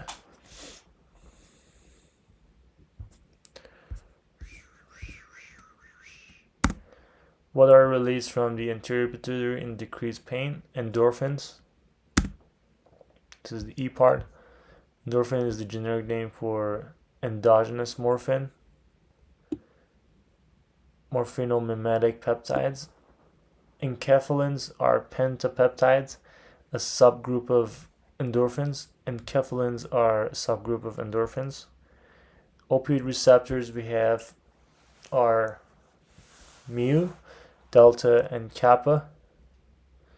And endogenous ligands like beta endorphins, enkephalins, they produce euphoria, constipation, and meiosis. I believe this is the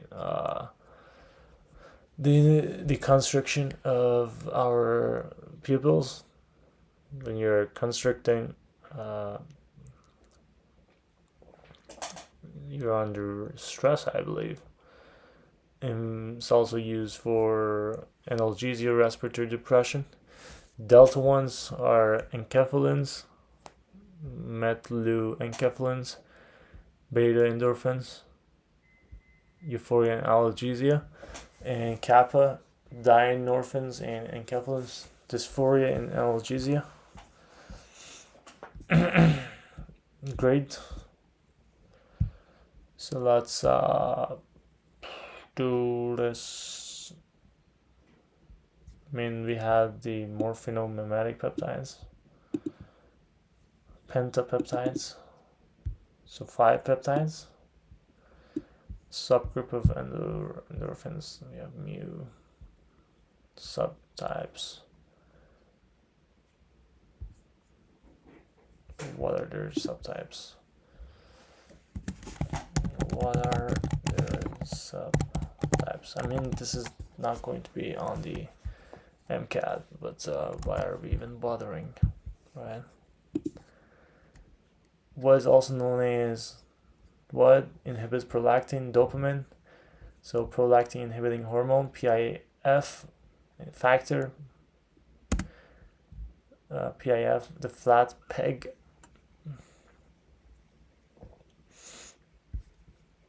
Dopamine from anterior pituitary. It is a catecholamine. Let's see if it's here, flat peg. Don't have dopamine here, so dopamine. Okay, it's made in hypothalamus. It's said here.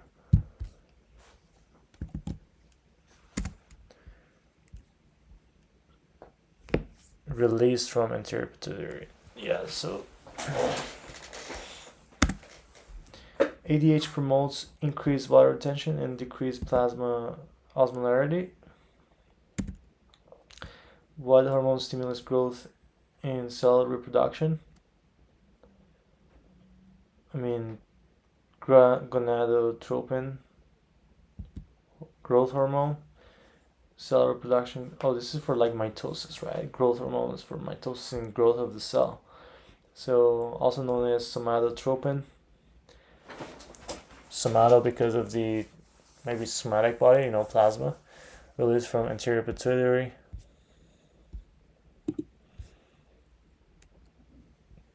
Seedlings, growth hormone, testosterone, growth hormone. Yeah, my boy. I'm sorry, I'm going crazy, kind of. I think it's 2 hours now. In 2 hour session, I really want to take a break right now.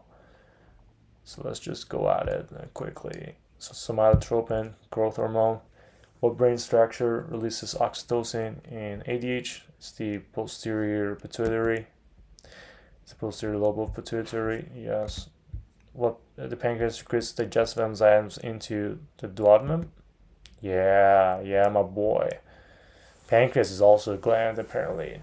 Nice to know. So alpha is for insulin. Sorry, glucagon, alpha glucagon, and beta insulin. Binsulin. The bin. Blood vessel and endocrine. Islets of Langerhans cells secrete hormones into blood vessels. So endocrine. We have exocrine for acinar cells that secrete digestive enzymes into the pancreatic duct. And the pancreatic duct goes to duodenum. So digestive enzymes are from the pancreas and goes into duodenum, and this is the exocrine side.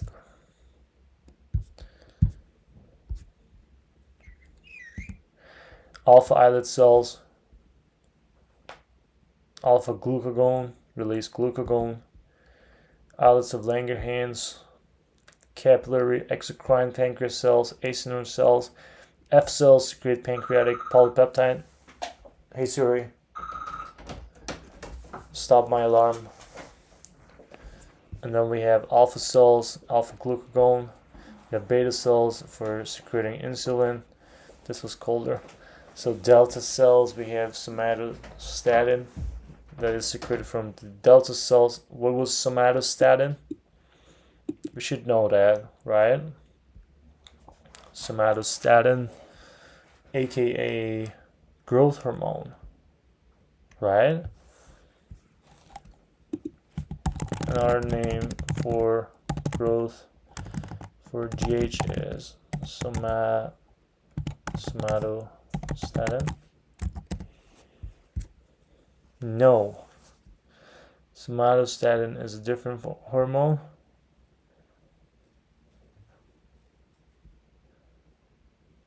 Inhibits the release of growth hormone. Oh, somatostatin inhibits the release of growth hormone.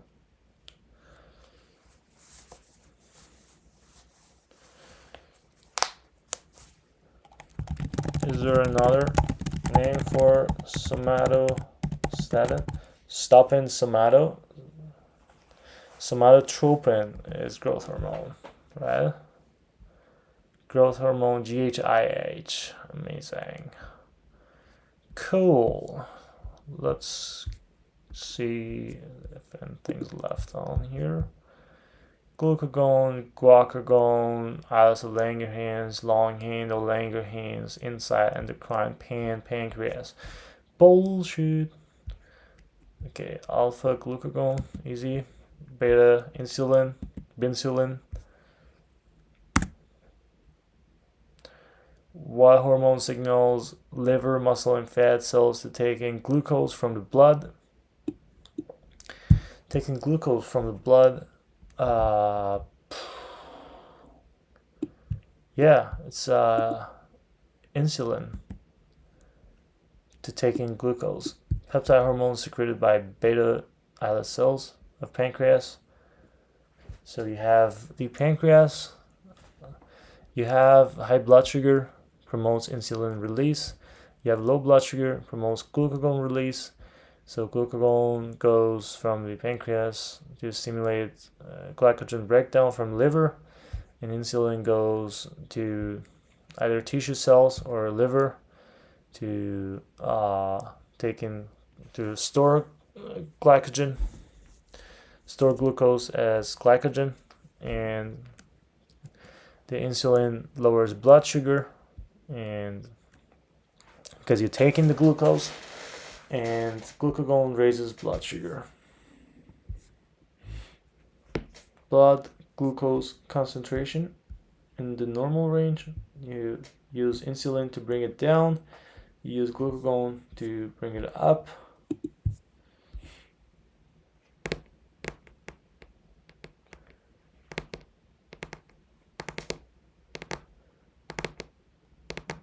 Glycogenesis decreases.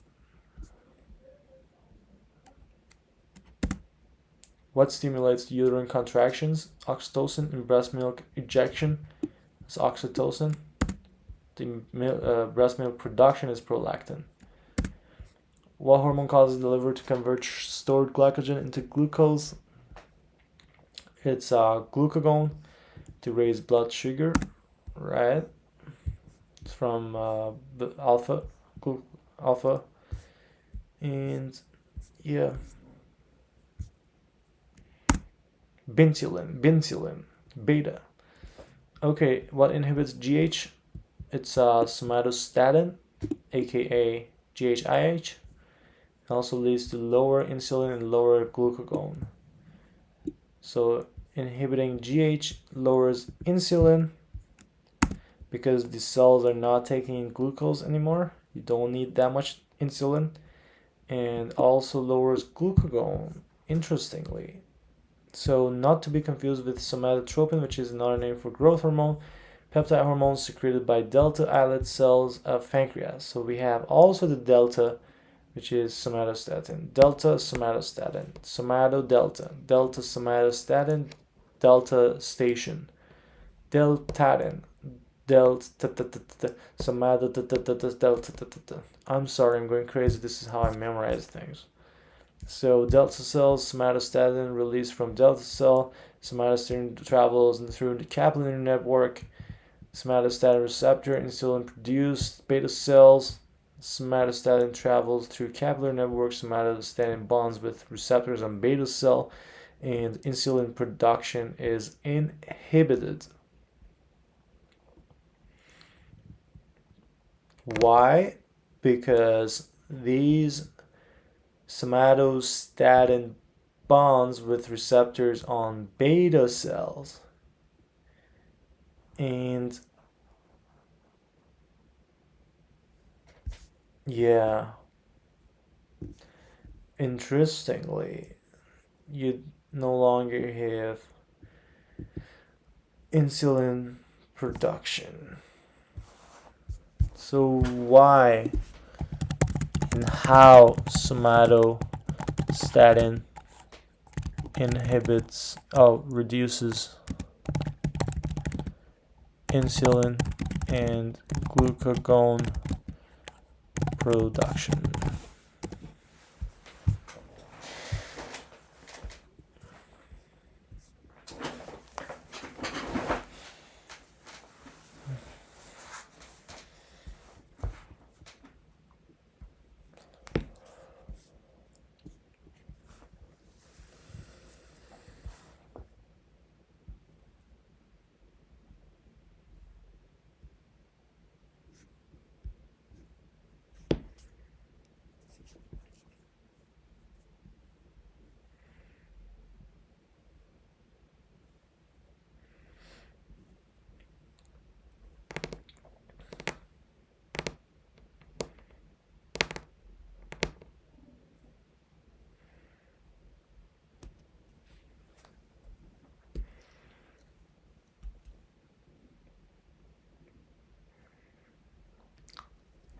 Okay, maybe we need to ask this question on Google.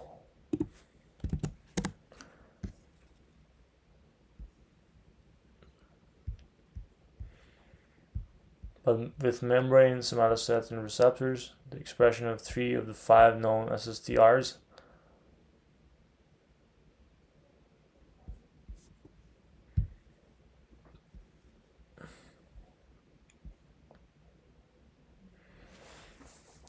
are required to suppress CMP, PK, and glucagon secretion from both.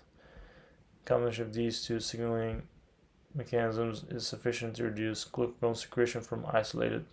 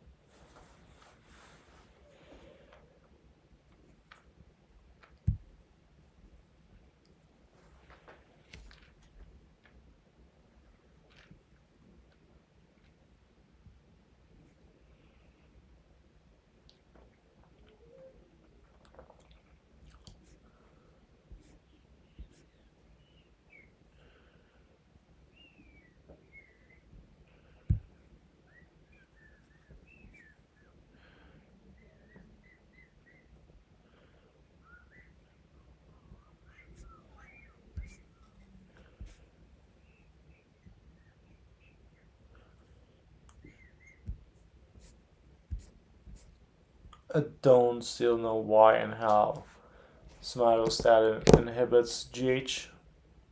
Insulin lowers, so inhibiting GH, the growth hormone, it leads to lowering insulin glucagon production.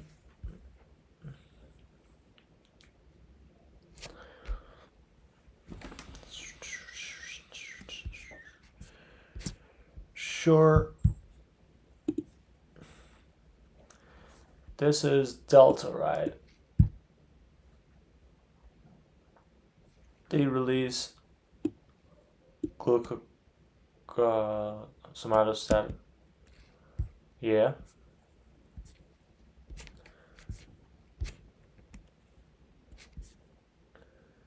F cell secretes pancreatic polypeptide. Exocrine acinar cell and duct cell. We have beta cells, alpha cells, and F cell. Delta cell. The beta cells are the most for insulin, and then there's alpha, there's some delta.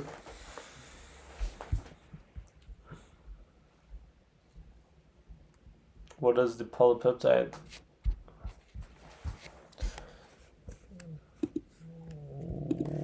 What is the polypeptide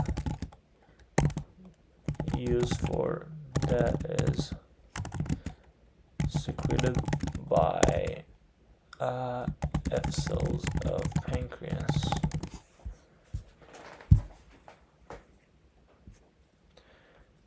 Polypeptide, pancreatic polypeptide, F cells, type of endocrine cell found in pancreatic islets.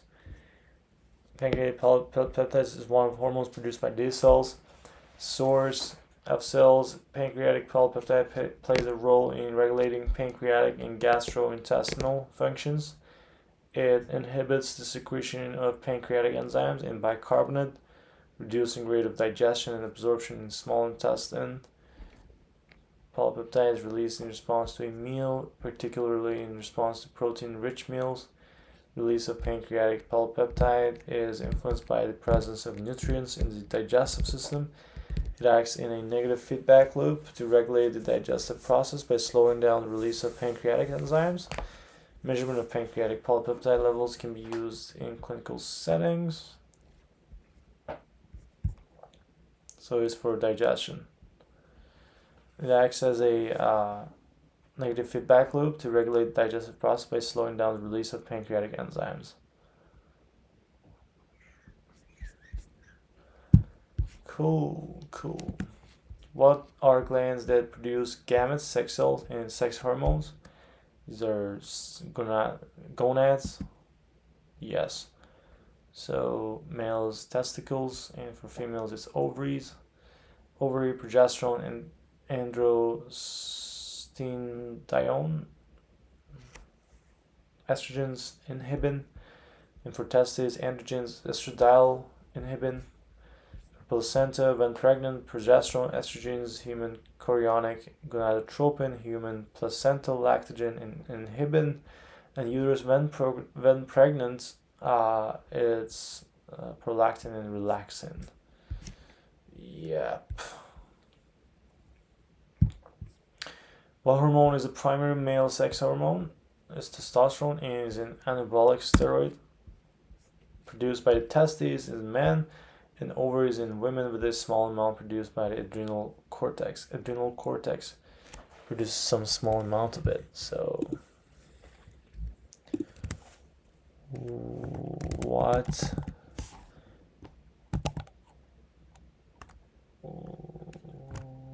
organ produces a small amount of it?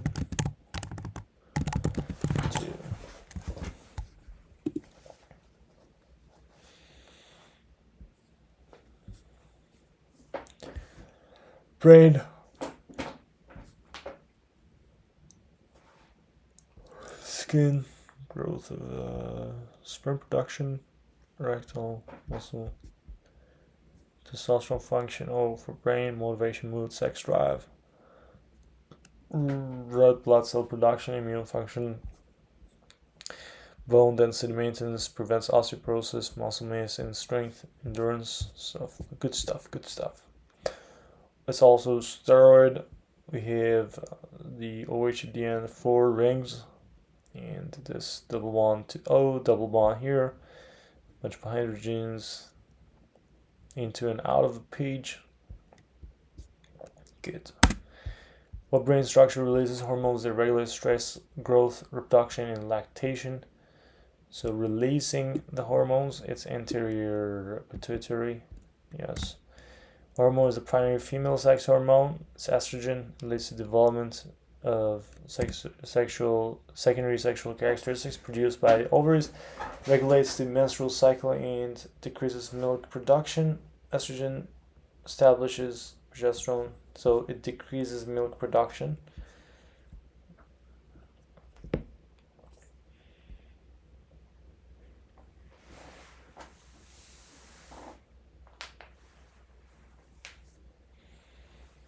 This is a masculine woman, honestly. Good. What is it here? Let's see.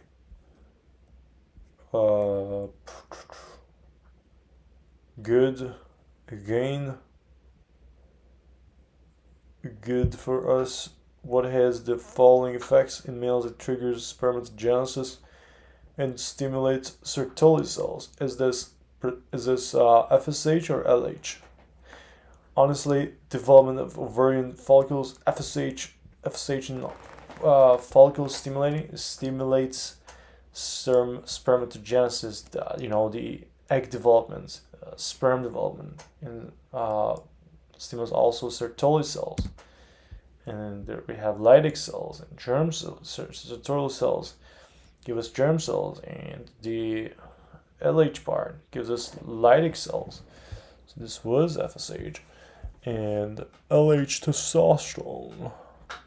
Testosterone also goes back to the brain, inhibits negative feedback, stuff like that, man. What is in the neck below the Adam's apple and secretes, thyroid, obvious, T4 thyroxine, and T3 triiodothyronine. Also helps regulate calcium homeostasis. You have Adam's apple, and it's just under it, right?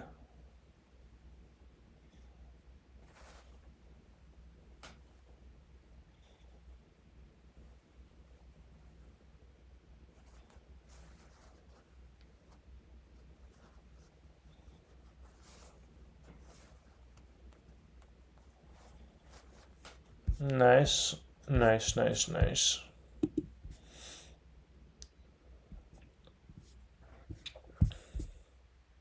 Good. Let's continue. What thyroid hormone is a precursor to thyroid hormone? What is a precursor to? Okay, so I think TRH is precursor to TSH, and TSH gives T4, T3. T4 is precursor to T3. So it's not T3 to T4, it's T4 to T3. So it regulates metabolism, created from iodine and tyrosine.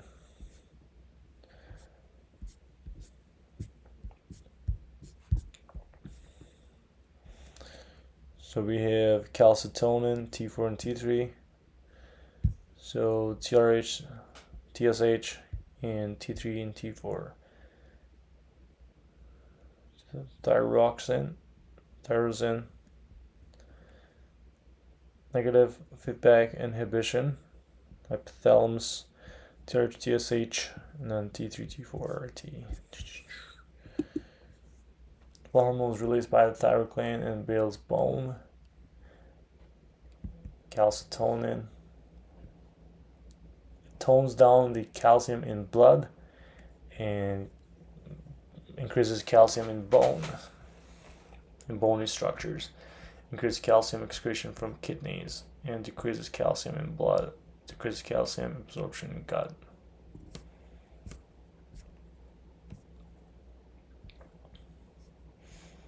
Osteoclast activity, taking bone away from dog.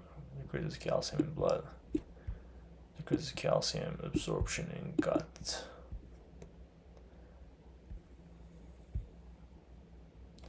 In blood, it decreases absorption. In gut, it decreases because you don't want it back in blood.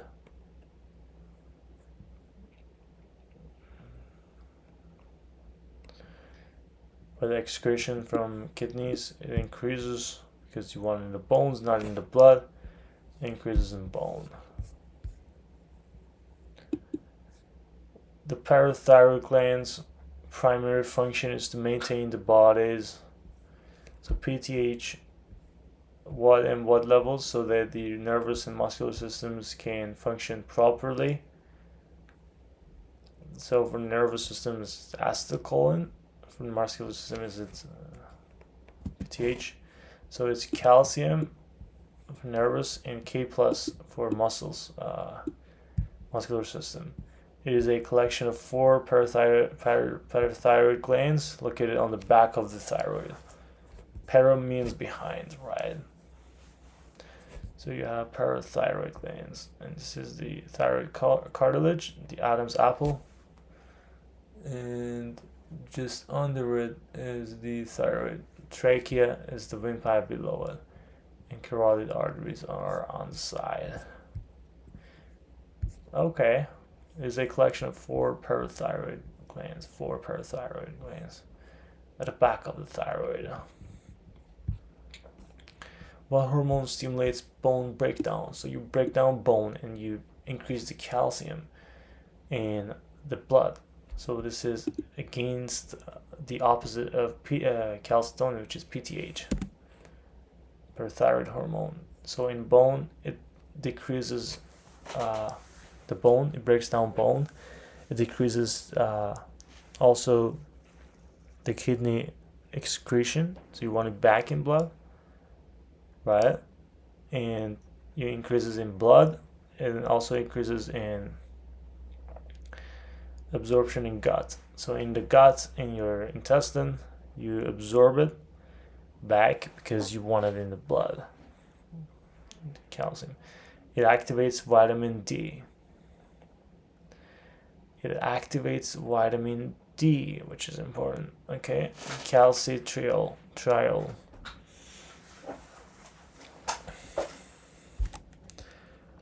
So let's see.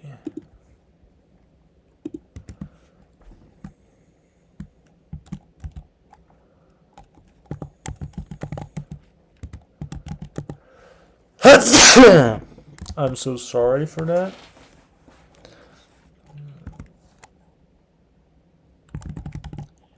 Increases or decreases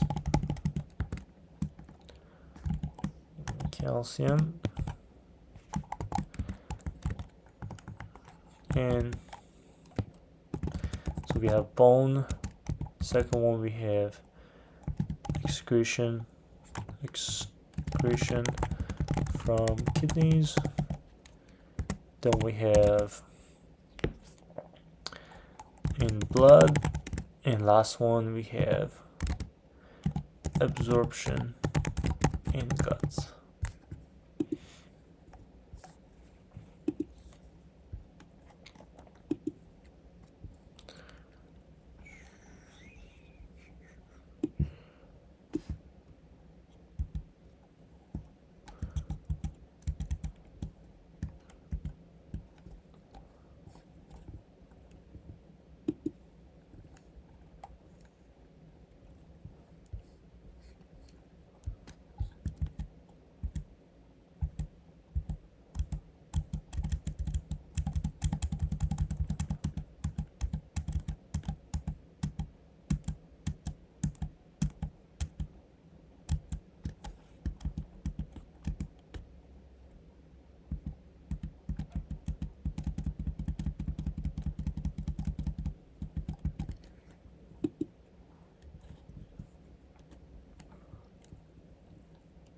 Is there a restart for this?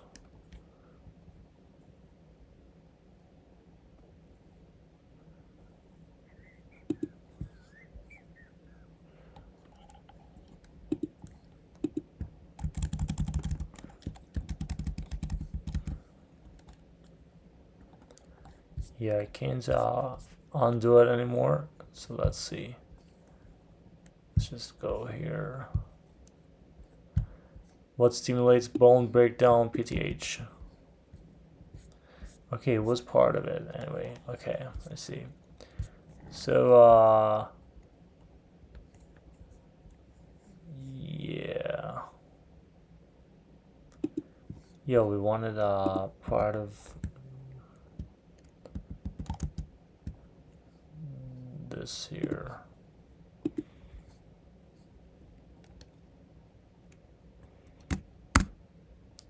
The pineal gland secretes not melatonin.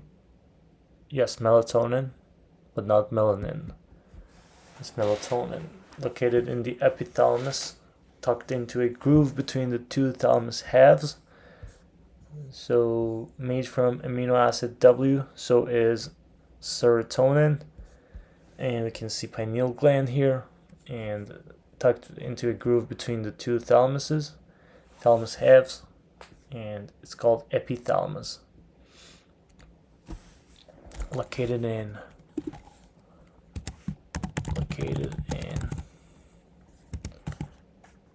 what brain structure?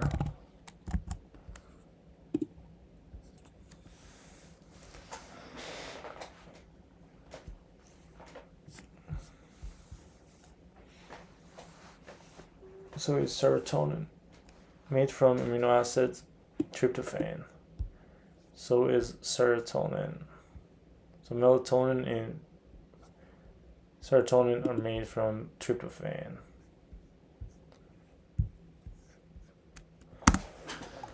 Made from what amino acid? Just like what another hormone? Serotonin. Okay, nice. Pineal gland, melatonin. We wanted again, just hormone stimulates growth and cell reproduction. Growth hormone, somatotropin, what regulates sleep, wakefulness, and controls the circadian rhythm. Melatonin, released by pineal gland. This is the structure. two rings here, tryptophan here, right? Yeah, this is tryptophan. It has one nitrogen and a bunch of other stuff attached to it. This is an amide, I believe, right? And we have day light period inhibition or night period stimulation. Suprachiasmatic nucleus, SCN, suprachiasmatic nucleus. At the center here, it goes to superior cervical ganglion and comes back to pineal gland, superior cervical ganglion. The YouTube video on this should be interesting. I wonder Their AI? where that's from. Intercom's AI. The leader in AI. Okay, later. But the channel is from Neuroscientifically Challenged. Interesting name for a YouTube channel. Let's SCN and stuff like that. The adrenal cortex releases cortisol and aldosterone. It increases blood pressure. Sits along the perimeter of the adrenal gland. Right adrenal gland.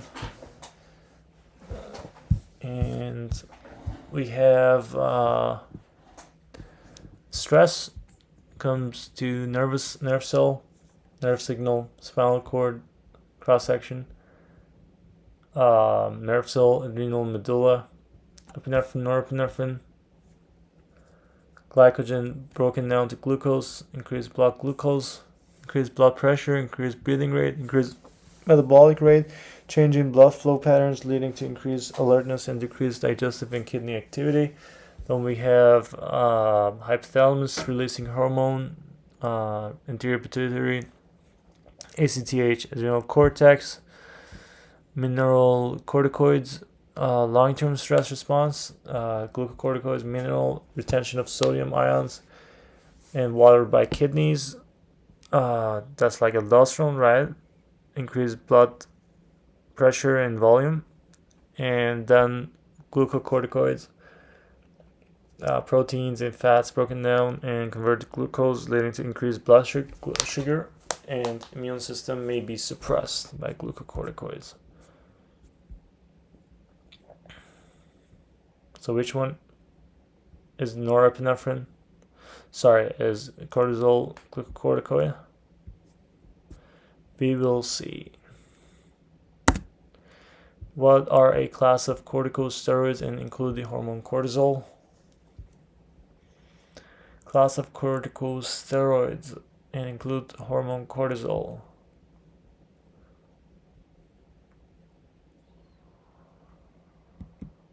Glucocorticoids. Cortisol, glucocorticoid, yeah. So aldosterone is mineral, just know it with sodium, right? That it does retention for. With glucocorticoids, class of corticosteroids. Cortisol, corticosteroid, glucocorticoid. But mineral is aldosterone, mineral, al, but glucocorticoid, glucocorticoid, released by adrenal cortex. Yep. What is the stress hormone released in response to stress and low blood glucose concentration? That would be aldosterone, cortisol still, low blood glucose concentration. So low blood glucose released by the adrenal cortex, increased blood sugar, cortisol, heightened memory and attention, increase in blood pressure, decreased sensitivity to pain, decreased serotonin. You feel you're getting a bad mood with cortisol, and suppress the immune system. That's bad. But in return, you have a heightened memory and attention, and you increase blood pressure, stuff like that. Okay. Released by the adrenal cortex.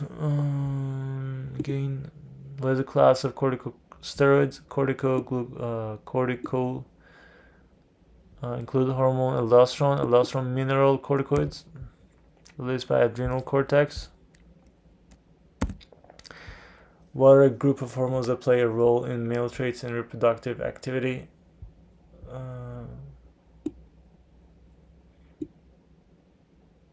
Like sexual hormones, androgens. Yes, yes. They are steroid hormones and converted to testosterone and estrogen in the gonads. Androgens are a group of hormones that play a role in male traits and reproductive activity. Androgens.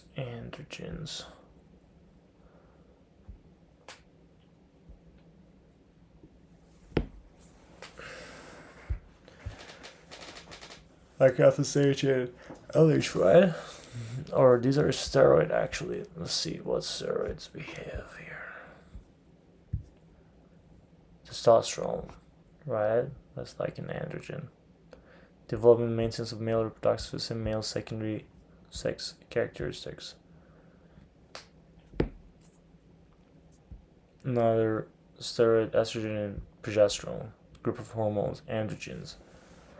So testosterone, they are steroid hormones and converted to testosterone and estrogen and progesterone, right? LHRH, luteinizing hormone, releasing hormone. LH releasing hormone, pituitary, then LH comes here, testosterone. Oh, the LH comes from the pituitary and orders testes to stimulates testes to produce testosterone. The testosterone goes to prostate, and adrenal androgens from adrenal gland also come to prostate. The effect on prostate. This should be a good YouTube link too. Johnson, you're fine. Okay. What is the principal site of the conversion of tyrosine into catecholamines? Tyrosine into catecholamines. We have catecholamines. We have dopamine. We have enkephalins, which are like we have norepinephrine and epinephrine. And principal site of conversion of tyrosine into catecholamines. So norepinephrine should be adrenal cortex, no? Or thyroid? Adrenal medulla. Well, yeah, adrenal medulla is located at the center of adrenal, surrounded by adrenal cortex, which is sits. Yeah, and yeah, adrenal medulla should be for the site for conversion of tyrosine into catecholamines. And catecholamines, epinephrine, norepinephrine during medulla. YNOS is a precursor to catecholamines. Tyrosine with the OH, tyrosine is converted into catecholamines in the adrenal medulla. L-phenylalanine, L-tyrosine, L-dopa. So even the phenylalanine is before tyrosine, and then you have dopamine, norepinephrine, epinephrine. So even for epinephrine, so first you have dopamine, then norepinephrine, and then epinephrine. So it goes from phenylalanine to tyrosine to norepinephrine to epinephrine. Before that you have dopamine and L-dopa, yeah.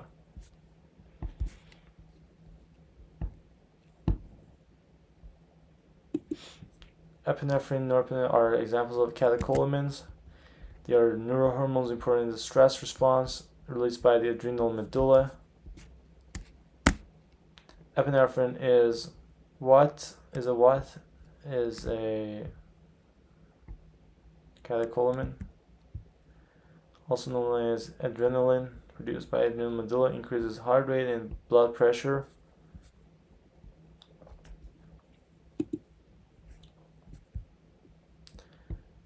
Norepinephrine is a hormone which serves as a neurotransmitter. Epinephrine is a hormone that increases rates of blood circulation. Norepinephrine also called noradrenaline, produced in the adrenal medulla. Sympathetic, produced in the adrenal medulla. Uses drug to raise blood pressure, prepares muscles for exertion. Adrenaline. catecholamine structure is similar to norepinephrine except for the methyl group. Takes 8% of the adrenal medullary output. Takes only 20% of the. So most is norepinephrine. Effects mediated by sympathetic nervous system. Effects mediated by adrenal medulla.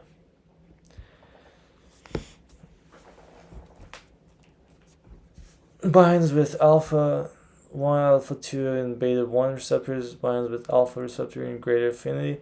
Raises the heart rate and modulates blood pressure.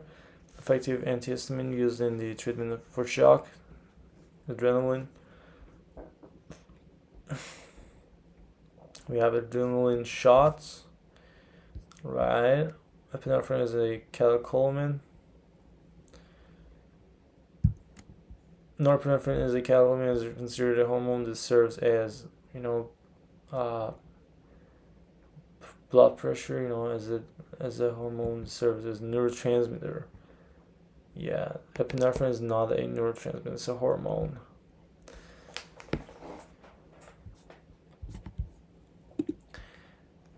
Four F's regulated by hypothalamus, fornication, feeding, and fight or flight.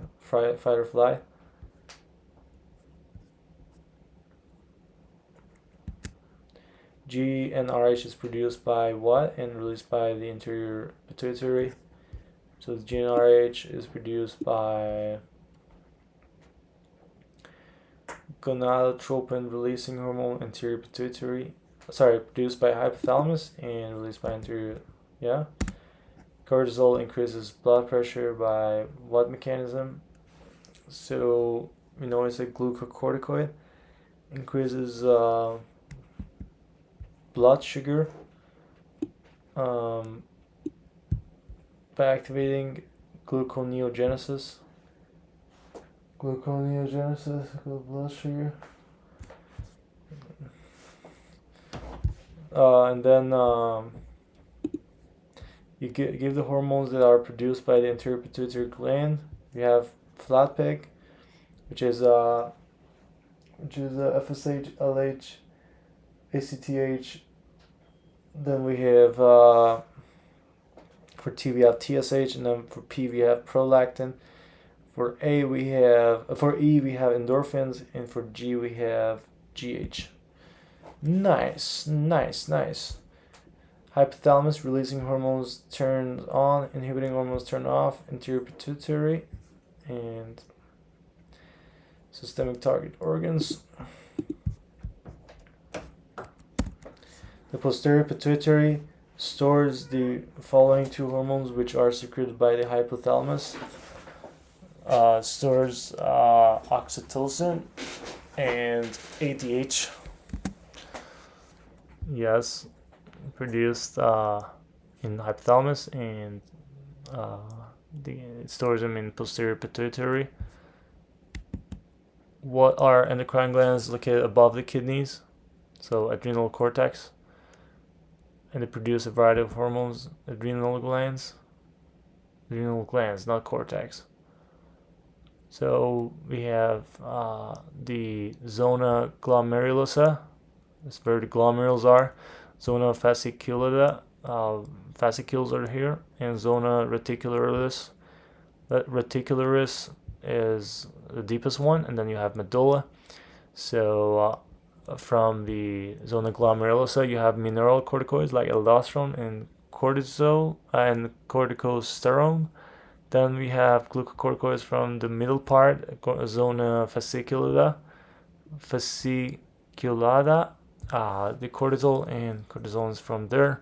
And then you have estrogens and testosterone, androgens from the deepest one, the zona reticularis, and it gets ridiculous. And then you have catecholamines, there you have epinephrine and norepinephrine, and also somatostatin and substance P for peptides. So somatostatin is a GHIH, and it comes apparently from adrenal medulla. Why? Growth hormone itself is from the anterior pituitary. Yeah. So somatostatin is produced, released from here, just to go back and inhibit probably growth hormone. Yeah. GPCRs are integral members. So we're done with the new cars. So this is like 7 domains. What stimulus anterior pituitary to release FSH and LH? It's where does it come from? So stimulating anterior pituitary to release. So it's the releasing hormone.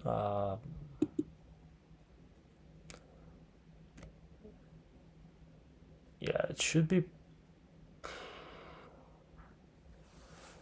Comes from hypothalamus for sure, but it should be prolactin, GnRH, gonadotropin releasing hormone. I want to say that, but yeah. Insulin and glucagon are what hormones? These are endocrine hormones, peptide hormones. GPCRs are what that possess 7 integral membrane proteins. The G protein is classified as a heteroterm because it has 3 subunits: alpha, beta, gamma. What is the membrane receptor that transfers the signal from outside the cell to the inside of the cell?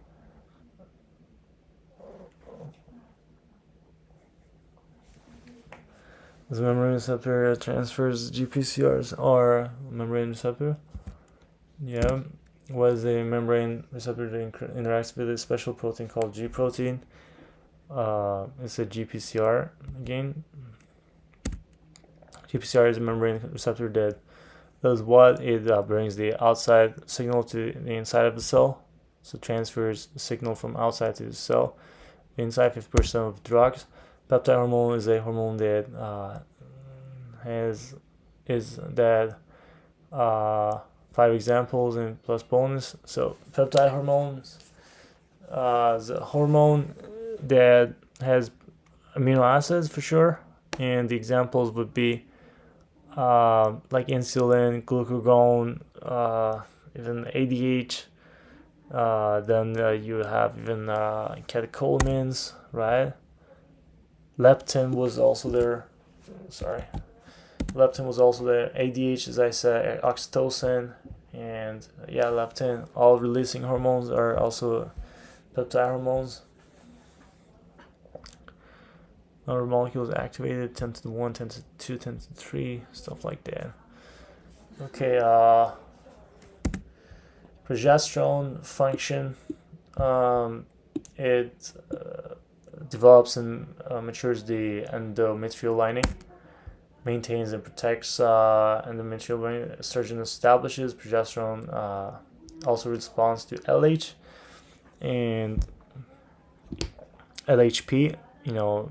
LH and progesterone. LH induces progesterone, and for FSH, it's estrogen. FSH. LHP, just memorize that. LH to progesterone. And progesterone responds to LH, stuff like that. What hormone is a steroid that acts as a hormone? It's a steroid hormone and derived from steroids. So we have amine peptide hormones or steroid hormones. Steroid hormone, and it is derived from lipids. Examples: estrogen, progesterone, and testosterone. What a steroid hormone is? A steroid is a lipid hormone derived from lipids. Is a steroid that acts as a hormone. This is stupid. Just know estrogen, progesterone, testosterone are steroid hormones. That's it. PTH, parathyroid gland, is primary function is to maintain the body's maintains body's calcium and K plus. Calcium for nervous system and K plus for muscular system, to function properly. Why do we need K plus for muscle system? Probably in chapter 11 we'll see it. What hormone is released by thyroid gland and builds bone? Building bone means it is less in the blood, so it should be calcitonin. right? You tone it down in the blood. What hormones are relatively small hormones derived from amino acid tyrosine and tryptophan. So it's T3 and T4. Amine hormones. Okay. So the tyrosine ones are like from dopamine, norepinephrine, and epinephrine, right? Epinephrine, thyroxine, even. Thyroxine is T3, T4, sorry. T3 is triiodothyronine. And also in serotonin, which is a precursor to melatonin, tryptophan. Nice. Thyroid hormones, T4 and T3 are from tyrosine and catecholamines as well. Nice. And we need to do that again. Just thyroid hormone is a precursor to what thyroid hormone? So T4 is a precursor to T3.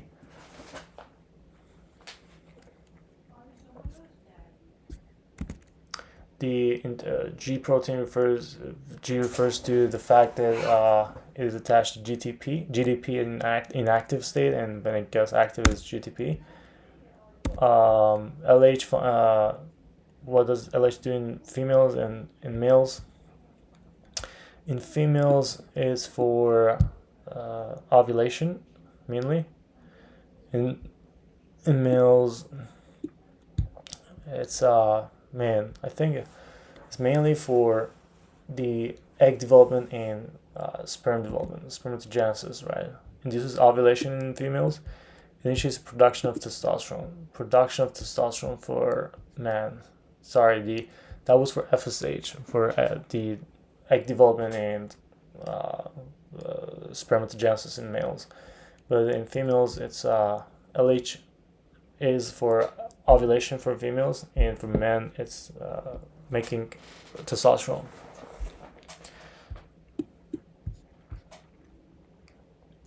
What receptors are targeted by catecholamines? These are adrenergic receptors, class of GPCRs, adrenergic noradrenaline and adrenaline. The amine hormones are what? Derived from what?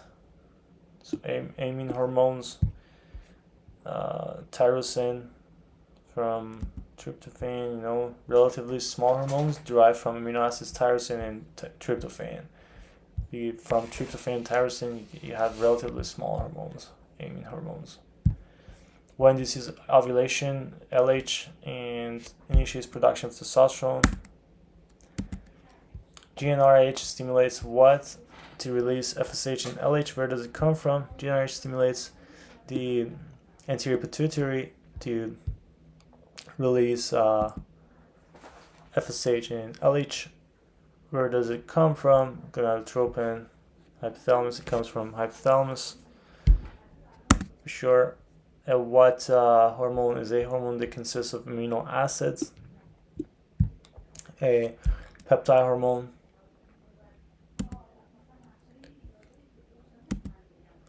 Hormones can be grouped into three main types: peptide, amine, and steroid. Nice. Maintains and protects the endometrium. Protection, progesterone. In adrenergic receptor sequence, amino acid removes 2-phosphates from ATP to produce CAMP, which is a second messenger. GnRH stimulates the anterior pituitary to release FSH and LH. Where does it come from? It comes from the hypothalamus. The pineal gland secretes melatonin, located in what brain structure? In epithalamus, made from what amino acid? From tryptophan, W, just like what another hormone, like serotonin, melatonin and serotonin together. Nice. What is the stress hormone released in response to stress and low glucose blood sugar concentration? It's cortisol. Blood sugar is cortisol. And stress response released by adrenal cortex. What are a class of corticosteroids? Include the hormone cortisol. Honestly, cortisol and corticosteroids, these are glucocorticoids, and norepinephrine is what, and is considered a hormone that serves as a what? Is a neurotransmitter, serves as a neurotransmitter, and is a catecholamine. Increases both heart rate and blood pressure.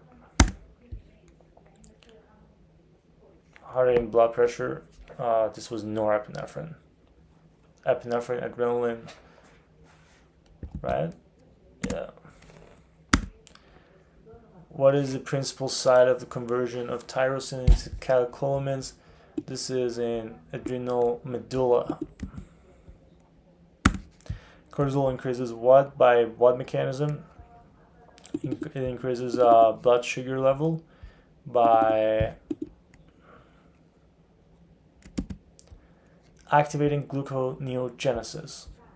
Interesting.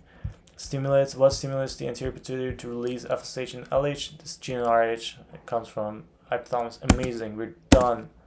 Congratulations. I'll see you soon. Peace.